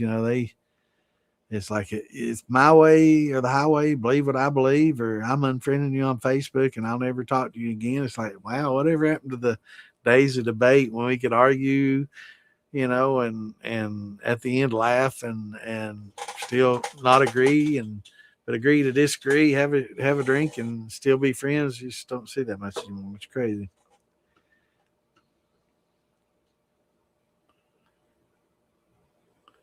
That's right.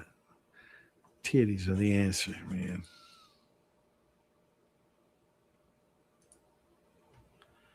Wait a minute. What are we talking about? What am I selling?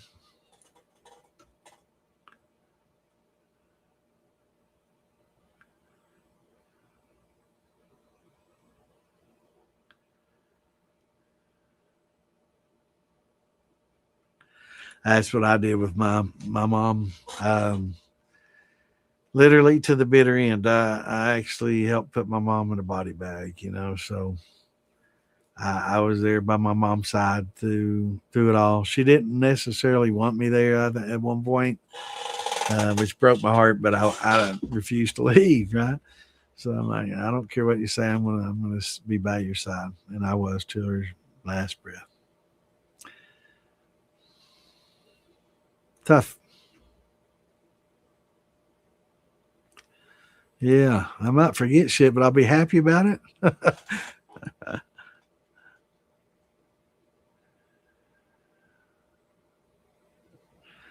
I've got to take care of me. Good night, Miss Jess.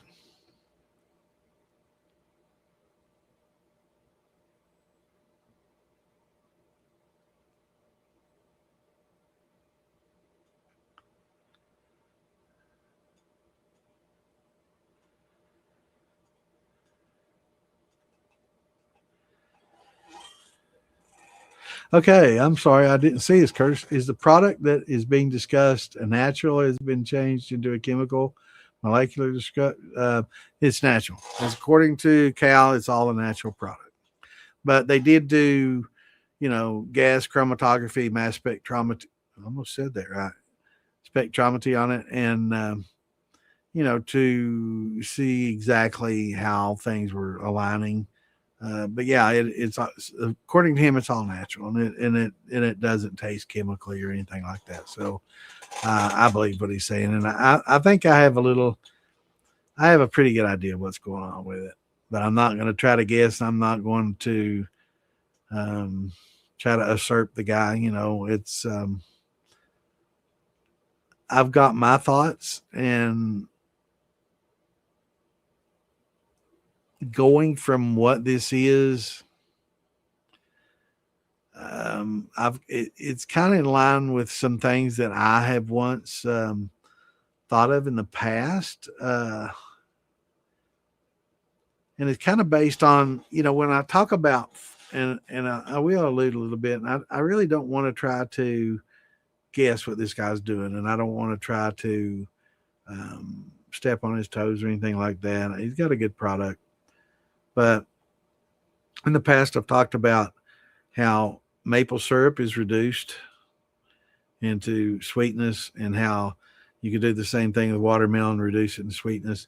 I think you could probably do the same thing with some cheap, shitty alcohol or bourbon and evaporate all the alcohol off and just get basically what's left. I think that you could do that and make a pretty decent product, but you're just dehydrating alcohol and putting it in alcohol to rehydrate it. So, I don't know how expensive that would be, but that is something that I've thought about before. Basically, I know that, you could pour alcohol out on a plate, for example, and let it evaporate, and you're going to have a little gumminess and a little bit of tar and stuff left behind. And I think you could reconstitute that with a very small amount of alcohol and redissolve it and come up with something that would be readily able to be added to another alcohol. See, these are things I thought about many moons ago. Why I'd sit and smoke pot and make moonshine, right? But yeah, and then you could probably add some vanilla and uh, some caramel, naturally to the product, and it's a post flavoring thing to smell it. I'm not getting a lot of these, vanilla and caramel notes or anything like that. I'm getting a lot of what I smell. I can say this.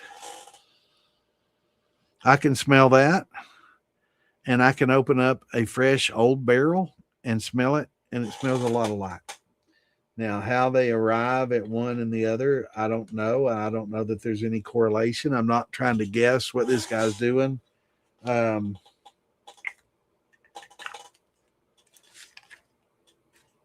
I think they got a good product, and I'm not going to try to, you know, um, to guess. But I'm thinking, just outside the box. These are things that have crossed my mind. I doubt that they actually air out alcohol. How expensive would that be? To come up with a tar and then try to reconstitute it. I don't know. If you had a lot of shitty alcohol that didn't turn out well, I guess you could dissolve it and get all the heads off and come up with a lot of the flavonoids and stuff left on a plate, and then try to reconstitute it and mix it with a touch of alcohol and just be a concentrated form, right?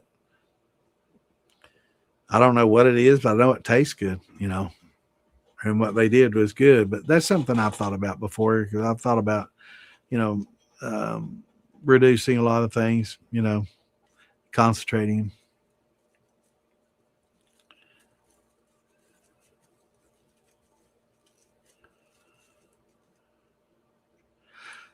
Just share it with your friends. Come, join the Distilling 101 podcast page. That helps me.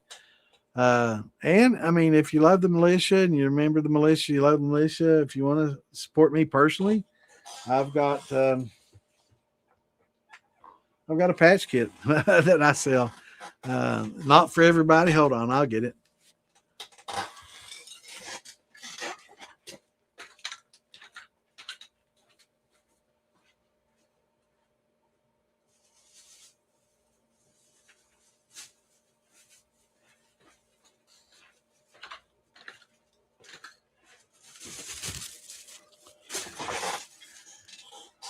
All right. Yeah, Phil and I, we got kind of the Moonshine Militia Club. We're not an MC, we're just a club. And with dreams and hopes of maybe one day opening up a clubhouse that people can come to distill at and hang out at and drink at and visit and share ideas. But this is the center patch. It's all embroidered, multicolor. I think there's like 1, 2, 3, 4, 5, 6. I think it's 7 color. Yeah, 1, 2, 3. No, black's not a color. That's the base. 1, 2, 3, 4, 5. I think it's 6 or 7 color, but it wasn't cheap. That along with this on the top and that on the bottom, right? So that's the patch set. You can put it on a vest. Just be careful. I mean, we're not an MC, but if you wear this and you live in, Hell's Angels territory or pagan territory or something like that, they might have some questions, right? Wearing a 3-piece. If you have this, if you put it on a vest, don't go flexing around on your motorcycle and going into biker, clubs and bars that bikers pretty much run and wear it to festivals and stuff. Hang it up behind you on the wall and wear it responsibly. And if somebody does come up and ask you, kindly explain. We don't have an MC patch. We don't have any location patch. We don't have a 1% diamond. Chris knows. And so we're not an MC. We are a militia, and we do believe in the Second Amendment, and we believe in the constitutional rights that of life, liberty, pursuit of happiness, and one of it, which is the ability to make your own liquor at home, which we feel that every American should have the right to do. We think you should make wine, beer, and be able to distill it on your own. As long as you're not selling it and violating any tax laws, then why the hell does the government care, right? So that's what we believe. And so that's just a little club. And it's and thanks for asking, but I do this as a hobby. I put this patch kit together just to make a club. It's literally after I might make it's a $75 patch kit. The center patch alone was 60 and change, and the top and bottom rockers were 12. So it was like $72, and I'm charging 75 for them. So I'm not making money on them. I did it just for the brotherhood of making, and I've got some leather vest. If you want to put it on a vest, these are iron on. You can iron them on like a hoodie if you want to, whatever. But it's just supporting the club and the militia. And so I'm not making money on it. It's not a money making deal. I don't have a channel monetized. I'm not interested in making money. I'm not rich. I'm not poor. I'm old and retired, and I've got enough money, hopefully, to get me through retirement. But I live on simple means, and I don't make a lot of money every year out of my retirement money. I'm not about money. I live simply. I don't have a lot of excess. I don't have extravagant spending abilities. But I did go to a little bit of expense getting these. The center patch was pretty expensive. It's $60 a piece, and and multicolored, fully embroidered patch. And I got a good deal on them. I mean, everywhere I shopped was $110 for this same type patch. And this company put them together for me for like 50 some bucks plus shipping, which come to about $60. So a little over 60 actually. And, so in the rockers were $12 and change. So yeah, I got $72 into something I'm charging 75 for plus shipping. The vests are 25 if you want one. I paid $20 and change for them on Amazon, 21, $22. And that was on a big, huge sale right now. They're 30 some 40, almost $39, I think. So, but I'm not, again, if you want a vest to go with them, fine. Put them on whatever you want at whatever risk, but don't go flexing on the Outlaws and Hell's Angels and all this group. I don't want anybody getting hurt. I don't want anybody um, acting like it's an MC vest. It's not. And I did talk to the Outlaws when I was up at Damon's, up at Phil's party up there is Bash last year. And I talked to the enforcer for the Outlaws out there, and we were all partying. This was at one of their bars at Snickers. And so they came rolling in, they were there as expected, making sure everything's cool and on the up and up, and met the enforcer, all cool people. I grew up partying with a lot of bikers and stuff. I never was one, but I mean, I had dirt bikes, but I was never a biker, but I did a lot of partying with them, a lot. And, I said, hey, man, come over and check this out. I saw him, came over and looked at it. I'm like, give me an honest opinion on this. And he's like, well, it's not an MC vest. I don't see any MC patches. I don't see any turf rocker on the bottom. So, there's where are y'all out of? And I'm like, we're just all over the world. We got a couple thousand members pretty much in almost every state and a lot of different countries, but, we're not, about location or that, we're just a group of shiners that believe in them, the Second Amendment and all that. And he's like, well, that's cool. I don't see any diamond patch. He's like, I don't have a problem with it. I don't think, most would have a problem with it, but there's always going to be that one asshole out there that might, and that's like wearing a MAGA hat, right? You're not going to be able to wear a MAGA hat these days without some dickhead, wanting to say something. And might be the same with his vest. There's always going to be that one guy out there that's got a heart on. It's a prospect or something that's going to want to say something, but just be respectful. If you have it on and somebody says something, just be respectful. Hey, we're militia. We got a lot of members that are 1%ers, and we got a lot of 3%ers as well. And, this is just our club vest. It's no disrespect. If you want me to take it off, I'm on your turf. I'll be glad to. We respect each other, and that's what we got to do. We're all in this together. And eventually we're going to have to fight elbow by elbow to get this country back. We all realize that. So, we're not as bad off as a lot of these countries. Man, did y'all see all the people pouring into Spain? That's going to be a hard genie to pull out of a bottle, ain't it? But anyway, there's your answer. I've got that patch kit, and that's, I appreciate you asking, but yeah, I don't, other than the only support I ask for is come hang out and share it with your friends and pass on what you learned from me and Clint and others here.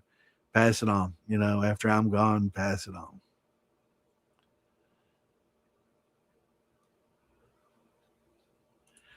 What's the difference between cutting trees and selling firewood and growing corn and making and selling alcohol? The government oversight and regulation, let us know. It's all about taxes, bro. Alcohol was one of the first taxes, is the first tax, in fact, imposed by Washington, who was a distiller. So I think there's a little conflict of interest there. And of course, then there was Whiskey Rebellion as a result of that tax. Didn't like it. A lot of people didn't like it. They were escaping that shit in England. That's one of the reasons we kind of separated, was because we felt that we were wrong. And I'm not getting political. This shouldn't be a Democrat or Republican thing. This is just matters of history. But we had the Whiskey Rebellion and issues with that. But it was our first tax, and they kind of got away from taxation, and They used tariffs. I'm still not getting political. That's just the way it was. And I think in World War One and Two, we had to have more taxation to actually help the war. Um, and kind of after that, it's kind of stuck, right? They got greedy and they were getting plenty of money. They're like, damn, look at all the money we can get, and what can we do with all this money? And it just kind of mushroomed from there. And both sides, found ways that they could spend that money to self-serve. And that's not picking one side or the other. That's just a fact.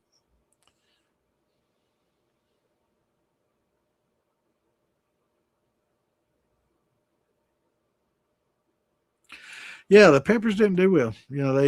For my grower, they didn't do well this spring.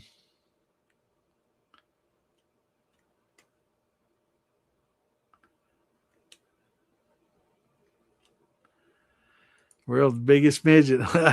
They didn't. I mean, I love jalapenos, and we make salsa every year, and I've got 16, 18 tomato plants out there, a lot of different varieties. And we generally have lots of different tomatoes. We'll have green peppers and jalapeno peppers, poblano peppers, and now I've got lunchbox and green peppers. That's all they had. So first time trying the lunchbox peppers, they're like a jalapeno, but they're sweet. They're not spicy at all. Uh, Kind of a letdown, like a sweet little green pepper, but smaller. I don't know, kind of mixed on them. They are sweet. They're good. But yeah, had a late start this year, so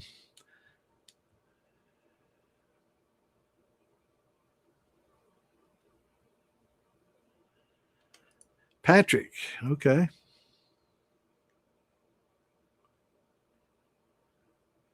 Yeah, he still is. He was. Huh? So he was on 6 as well.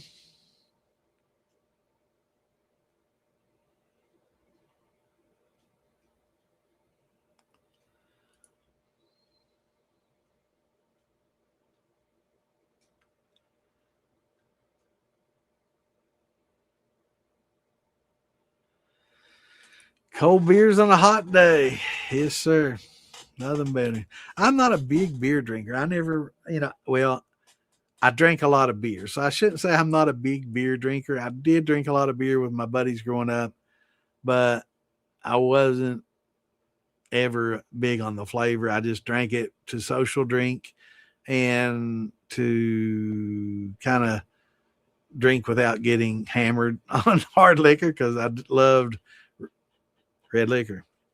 Um, so anytime I drink beer is just to keep myself from drinking liquor and just to kind of hang out with the boys and get drunk and have bottles to throw at the sign as we drove home from the liquor store. We had to drive to another state. It was dry in my childhood growing up. So we had to drive to another state to buy legal beer unless we just wanted to go to the bootleggers, which, you know, at a very young age, I could drive my bicycle to the bootleggers and get whatever I wanted. So that's a pretty good case for having legal alcohol sales. Once it went legal, it's kind of hard to, get fake IDs, but 12, 13 years old riding up on a bicycle, I could get early time Schlitz, Pabst Blue Ribbon, and Miller all the day long. And Kessler if they were out early times.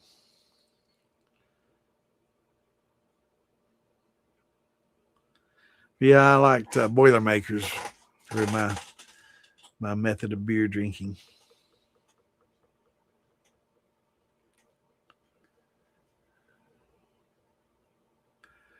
Yeah, and that's a good thing to do with them. Put them on a flag or a banner. I mean, or a hoodie. It doesn't have to go on a leather vest, and you don't have to flex around on your Harley and try to cut off somebody that's an outlaw or a pagan or something. Not a very wise thing to do. But yeah, putting them on a flag or a hoodie or a varsity top jacket or something like that's fine.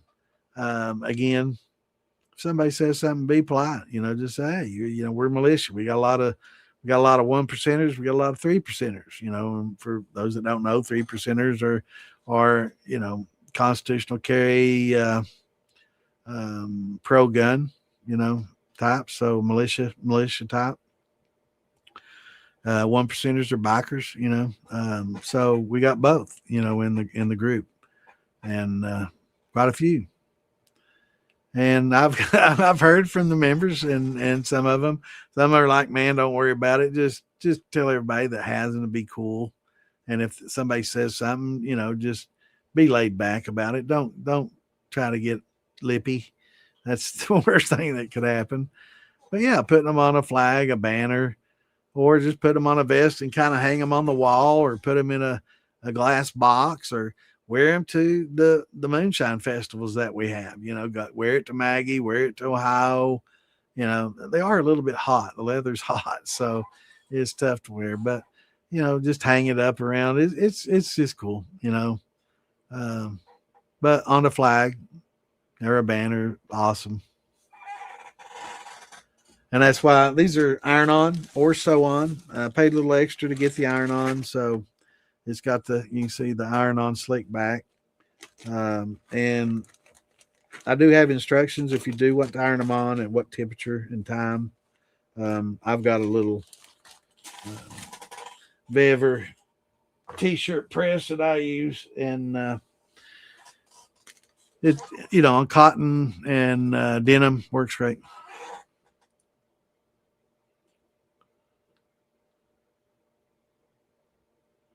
Yeah, exactly. It's just explain to them what we are, and they were like, "Damn, if I wasn't in a group, I'd be a part of that, right? Because most of them are pro 2A. I don't know any bikers that aren't pro Second Amendment, and I don't know, many bikers that aren't pro Constitution and pro America first. And I'm again not getting political. That's just the way it is.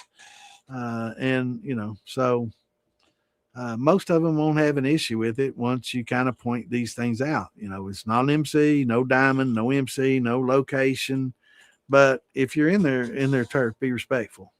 100%. If you don't wear this in their bars, or if they invite you to come hang out, don't wear that to their hangout. Just be respectful. But and talk to them, and ask them, is this okay? I don't want to, step on anybody's toes. I don't want anybody to feel uncomfortable, and it's just showing respect. Just like if you're on a motorcycle, I know a lot of people, oh, you're kissing a boot. No, if you're on a motorcycle and you see a big MC pull up, you pull the fuck over and let them pass you. That's just respect. You can be disrespectful and be a dick. That's fine. I mean, everybody has their choices in life. But me personally, I'm going to be respectful. I partied with a bunch of them growing up. I know it's a brotherhood. I'm going to pull over and show them the respect and let them pass. Is that so fucking hard for people to do?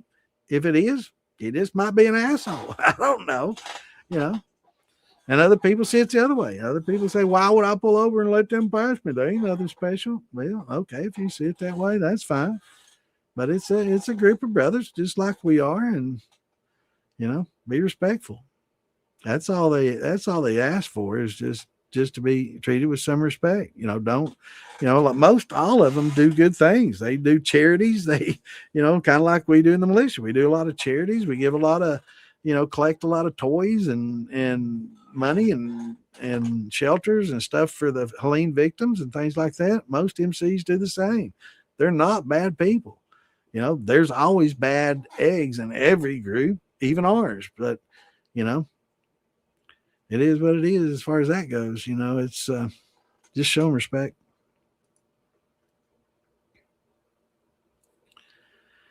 Just get up with me, get in touch with me on Facebook or on here, and give me information. Not on the podcast, but on Facebook, or I can get in touch with anybody on here. I can look you up on YouTube or Facebook if somebody wants it. I do just ask that you do try. I don't want anybody, trying to flex in front of a group and get beat up or stomped. I don't want that happening, and that's what will happen if you do that. So please don't. But just be respectful. Wear it. I mean, put it on a flag, put it on your denim coat, put it on a hoodie, whatever. But if you do decide to put it on leather, realize that kind of has a meaning, and respect it.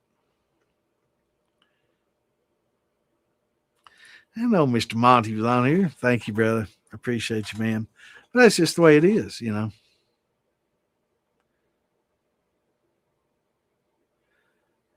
We'll do. All right. Let me write these names down.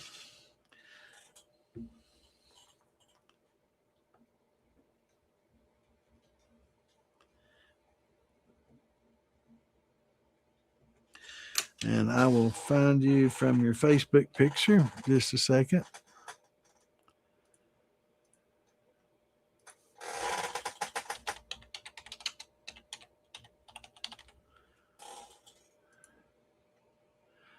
There you are.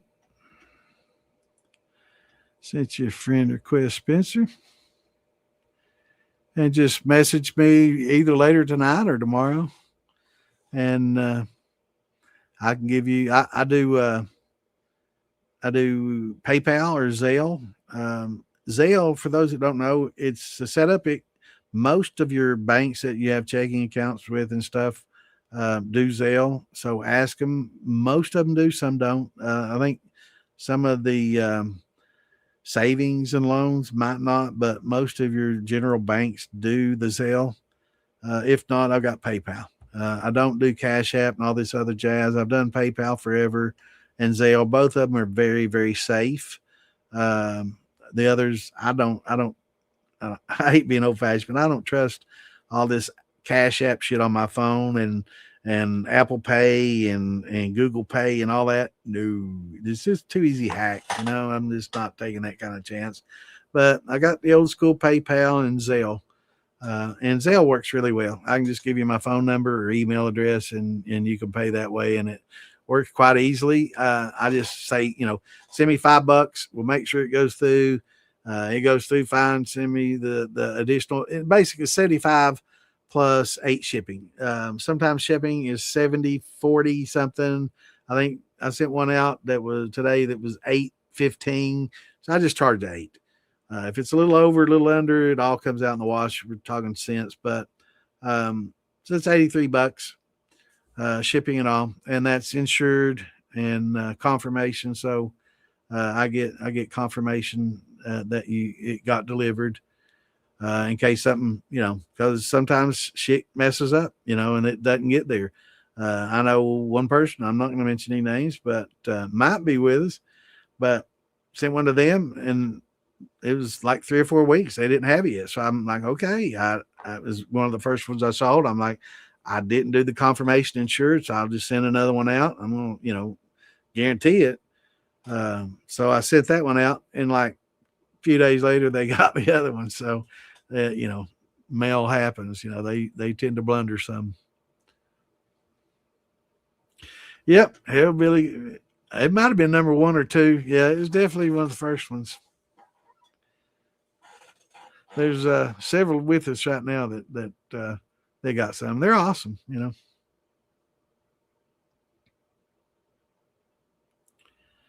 Yeah, you can iron it directly on a hoodie. You get one that's a cotton poly blend or heavy cotton blend, and it'll and you can iron it on.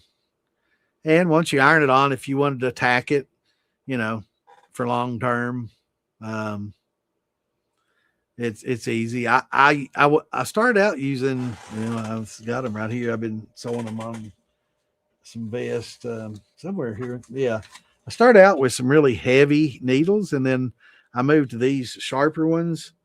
And actually, I thought the heavy, thick ones is what it needed to get through that leather. And I was actually using a little hammer and pecking on them, and found out that the smaller, sharp ones, as long as I used this, this is my black tape thimble to push the needles through, and that worked quite well. So, a hillbilly thimble.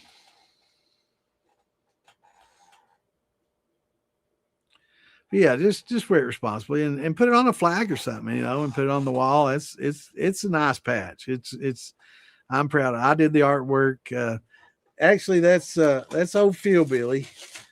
he's always got that cigar in his mouth, and I had to put the gun, in the jar in one hand, and it's just a beautiful patch setup. I'm real proud of it. I spent a little time on it, and a little bit of AI work, but there was a lot of manual editing. And I don't know if any of you all have ever done AI work, but when I first started with this, there was like 6 fingers over here on the jar, and there was like 2 hammers on this gun, and the finger went outside the trigger shroud there, and it was horrible. And I think there was a double imposed barrel or something, and the cornrows were just shit. I had those manually done all by myself. So, and a lot of the facial features I added, and the red at the end of the cigar. So I added a lot in GIMP, which is a photo editor that's not real easy to use either.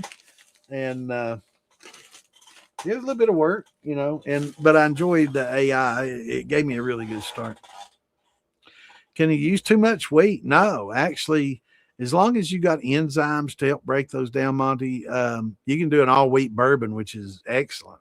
Or all wheat vodka, even. There's some all wheat vodkas that are top shelf. But you do need a glucan breaker, and there's some a glucanase, and Sebflow is one of them, and Sebamil, and what was the other one we were talking about? Viscoseb. Look those up. Sebflow, SEB-FLO, and Visco, VISCO-SEB. These are 2 different amylases that are designed especially for rye, high rye, or single malt. If it's malted, you won't need that, right? Because the malt in the grain will be indigenic and it'll work on its own. It's in there.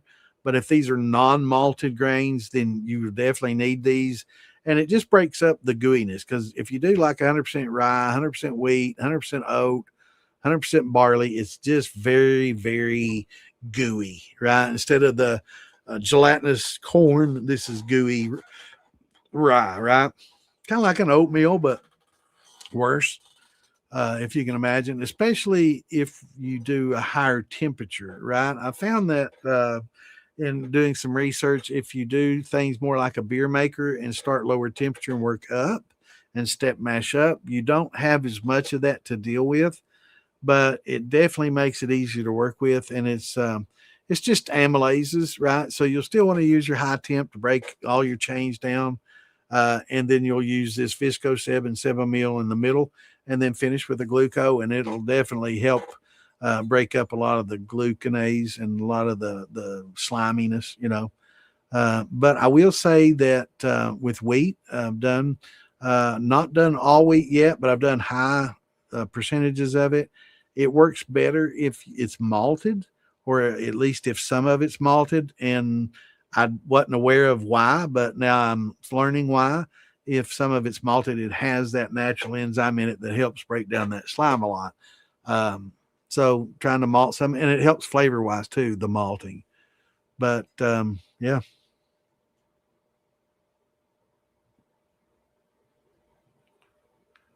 No, he's got our version, Chris.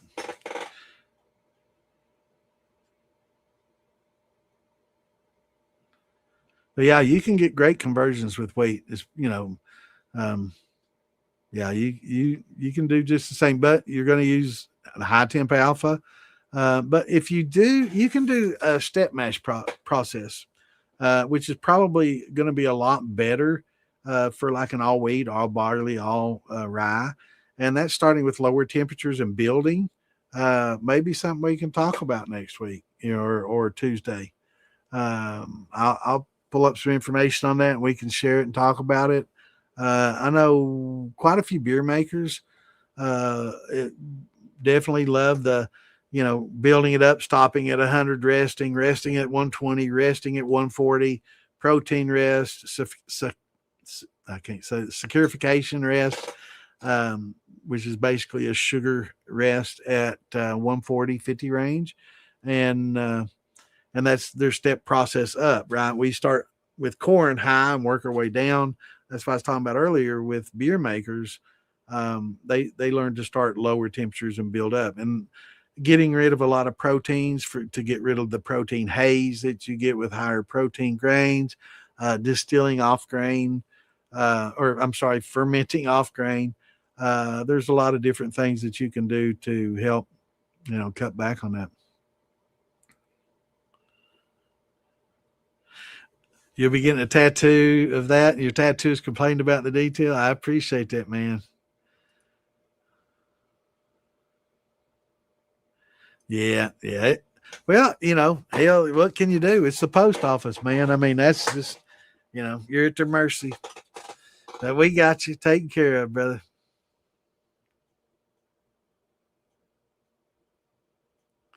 Yeah, the AI is great. But it's also, if you notice with guns, it's always, I think it's just, I'm not wanting to get political, but I think that some of the people that were programming AI weren't real fond of guns. And they kind of, anytime you get that, there is, I've not seen a perfect gun yet. I did love the detail on the militia. The first ones didn't have these right here.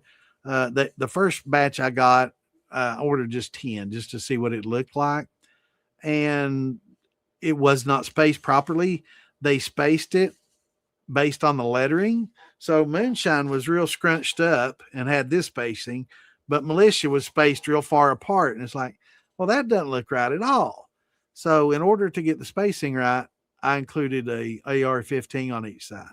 And I'll say, if you can see the detail, they actually, when you look at the AR-15, it's almost 3D the way they built up layers of thread to make certain parts of the gun bigger. It's really good work. It is, isn't it, Chris? And everybody that's got them, it's top notch. I mean, just the upper is got double the threading as the lower, so it stands up higher. I mean, you could feel it. If you were a blind man, you could feel that and feel that that's an AR-15. It's really good work. I was super impressed with it. Really, very, very happy with it. And on the main, I mean, the moonshine part's fine, but the main round and the militia with the ARs, that really helped out a lot. As far as spacing wise, it made all the difference in the world because it looked stupid. Moonshine and then militia stretched way out. Actually, I got some behind me here. I don't want to dig through that shit to get them, but yeah, it didn't look good at all.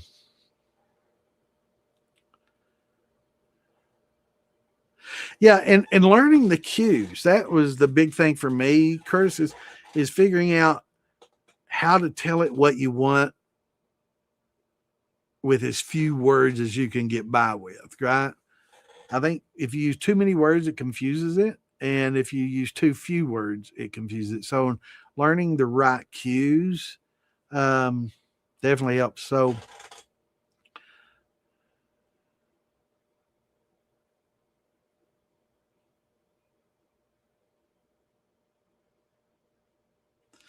looking to see.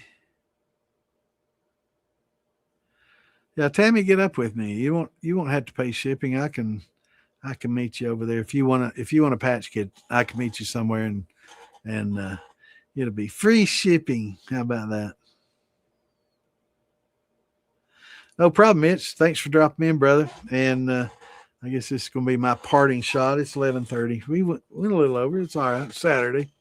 So I enjoy being here with everybody and having a good time and chatting with y'all.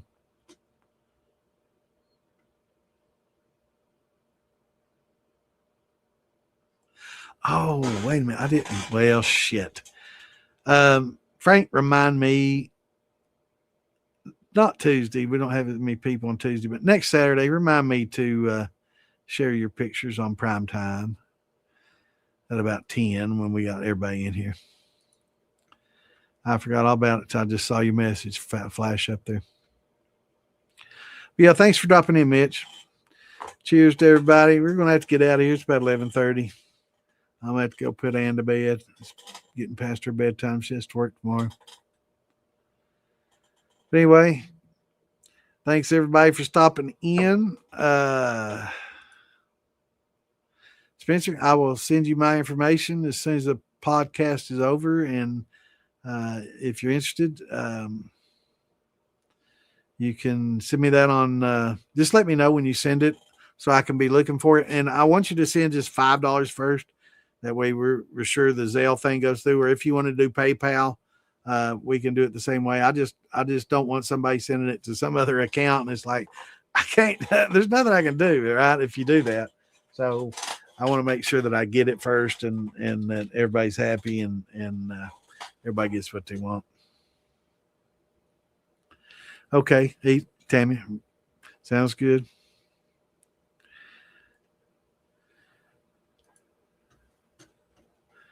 All right. Well, I'm going to take my last shot. Good deal.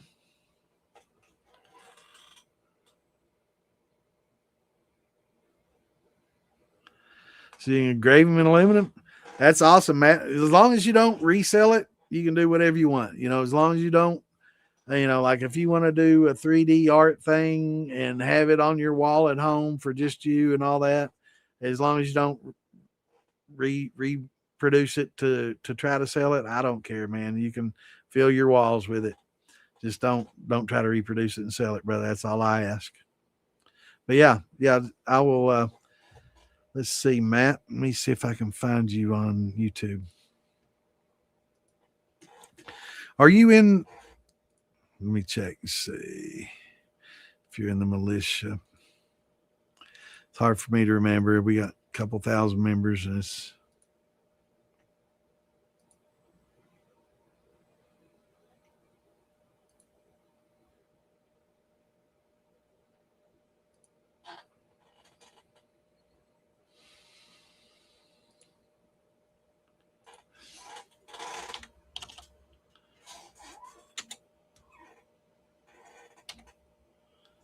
Yeah, you are. Okay.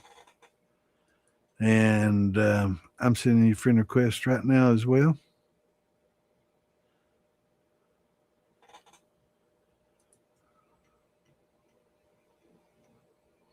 Yeah, it is. It's top notch. It is top notch quality. You definitely won't be disappointed in it.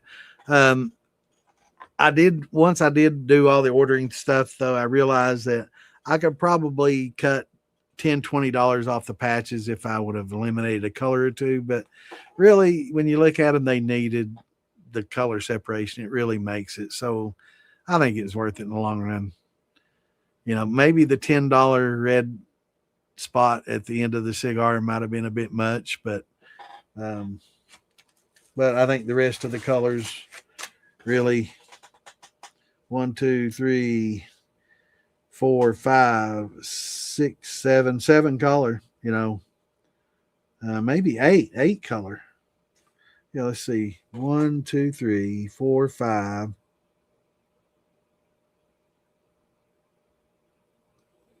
6, 7. Yeah, it's 7 color plus the backing is black, so they didn't add the back black. That was already. But yeah, it's like 3 shades of white and gray with the black back.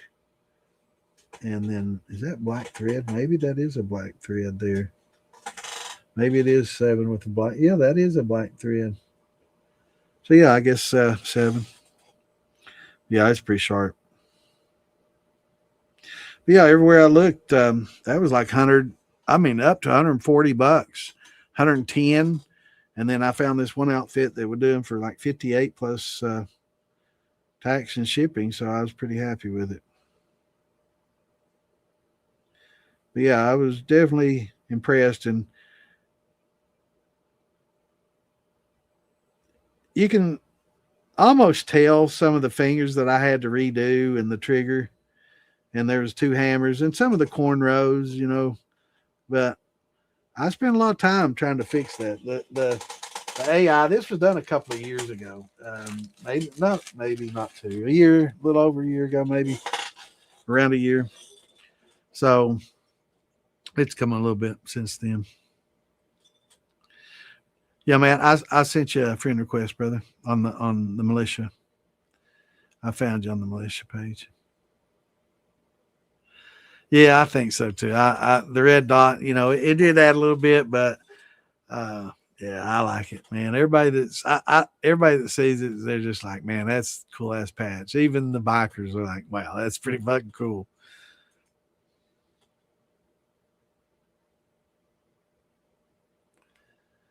Appreciate you, Coach. Thank you, brother. I'm actually going to do some shirts as well. And you can put this on a flag. You can put these on flags. Um,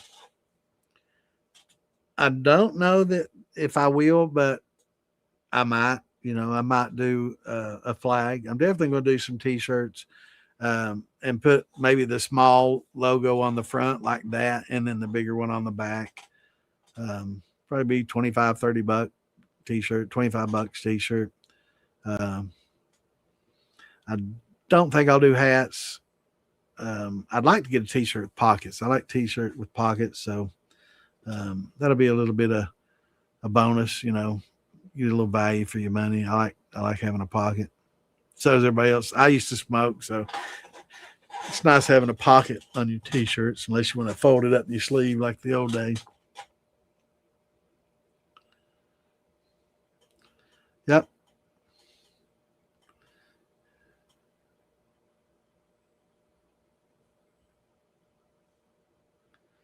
All right, y'all. Yep. Here's to you. Salute. And everybody have a great weekend. We'll see you all on Tuesday. Till then, peace out, shine on, have a great weekend, and love y'all. Thanks for tuning in. Have a great weekend. See y'all later.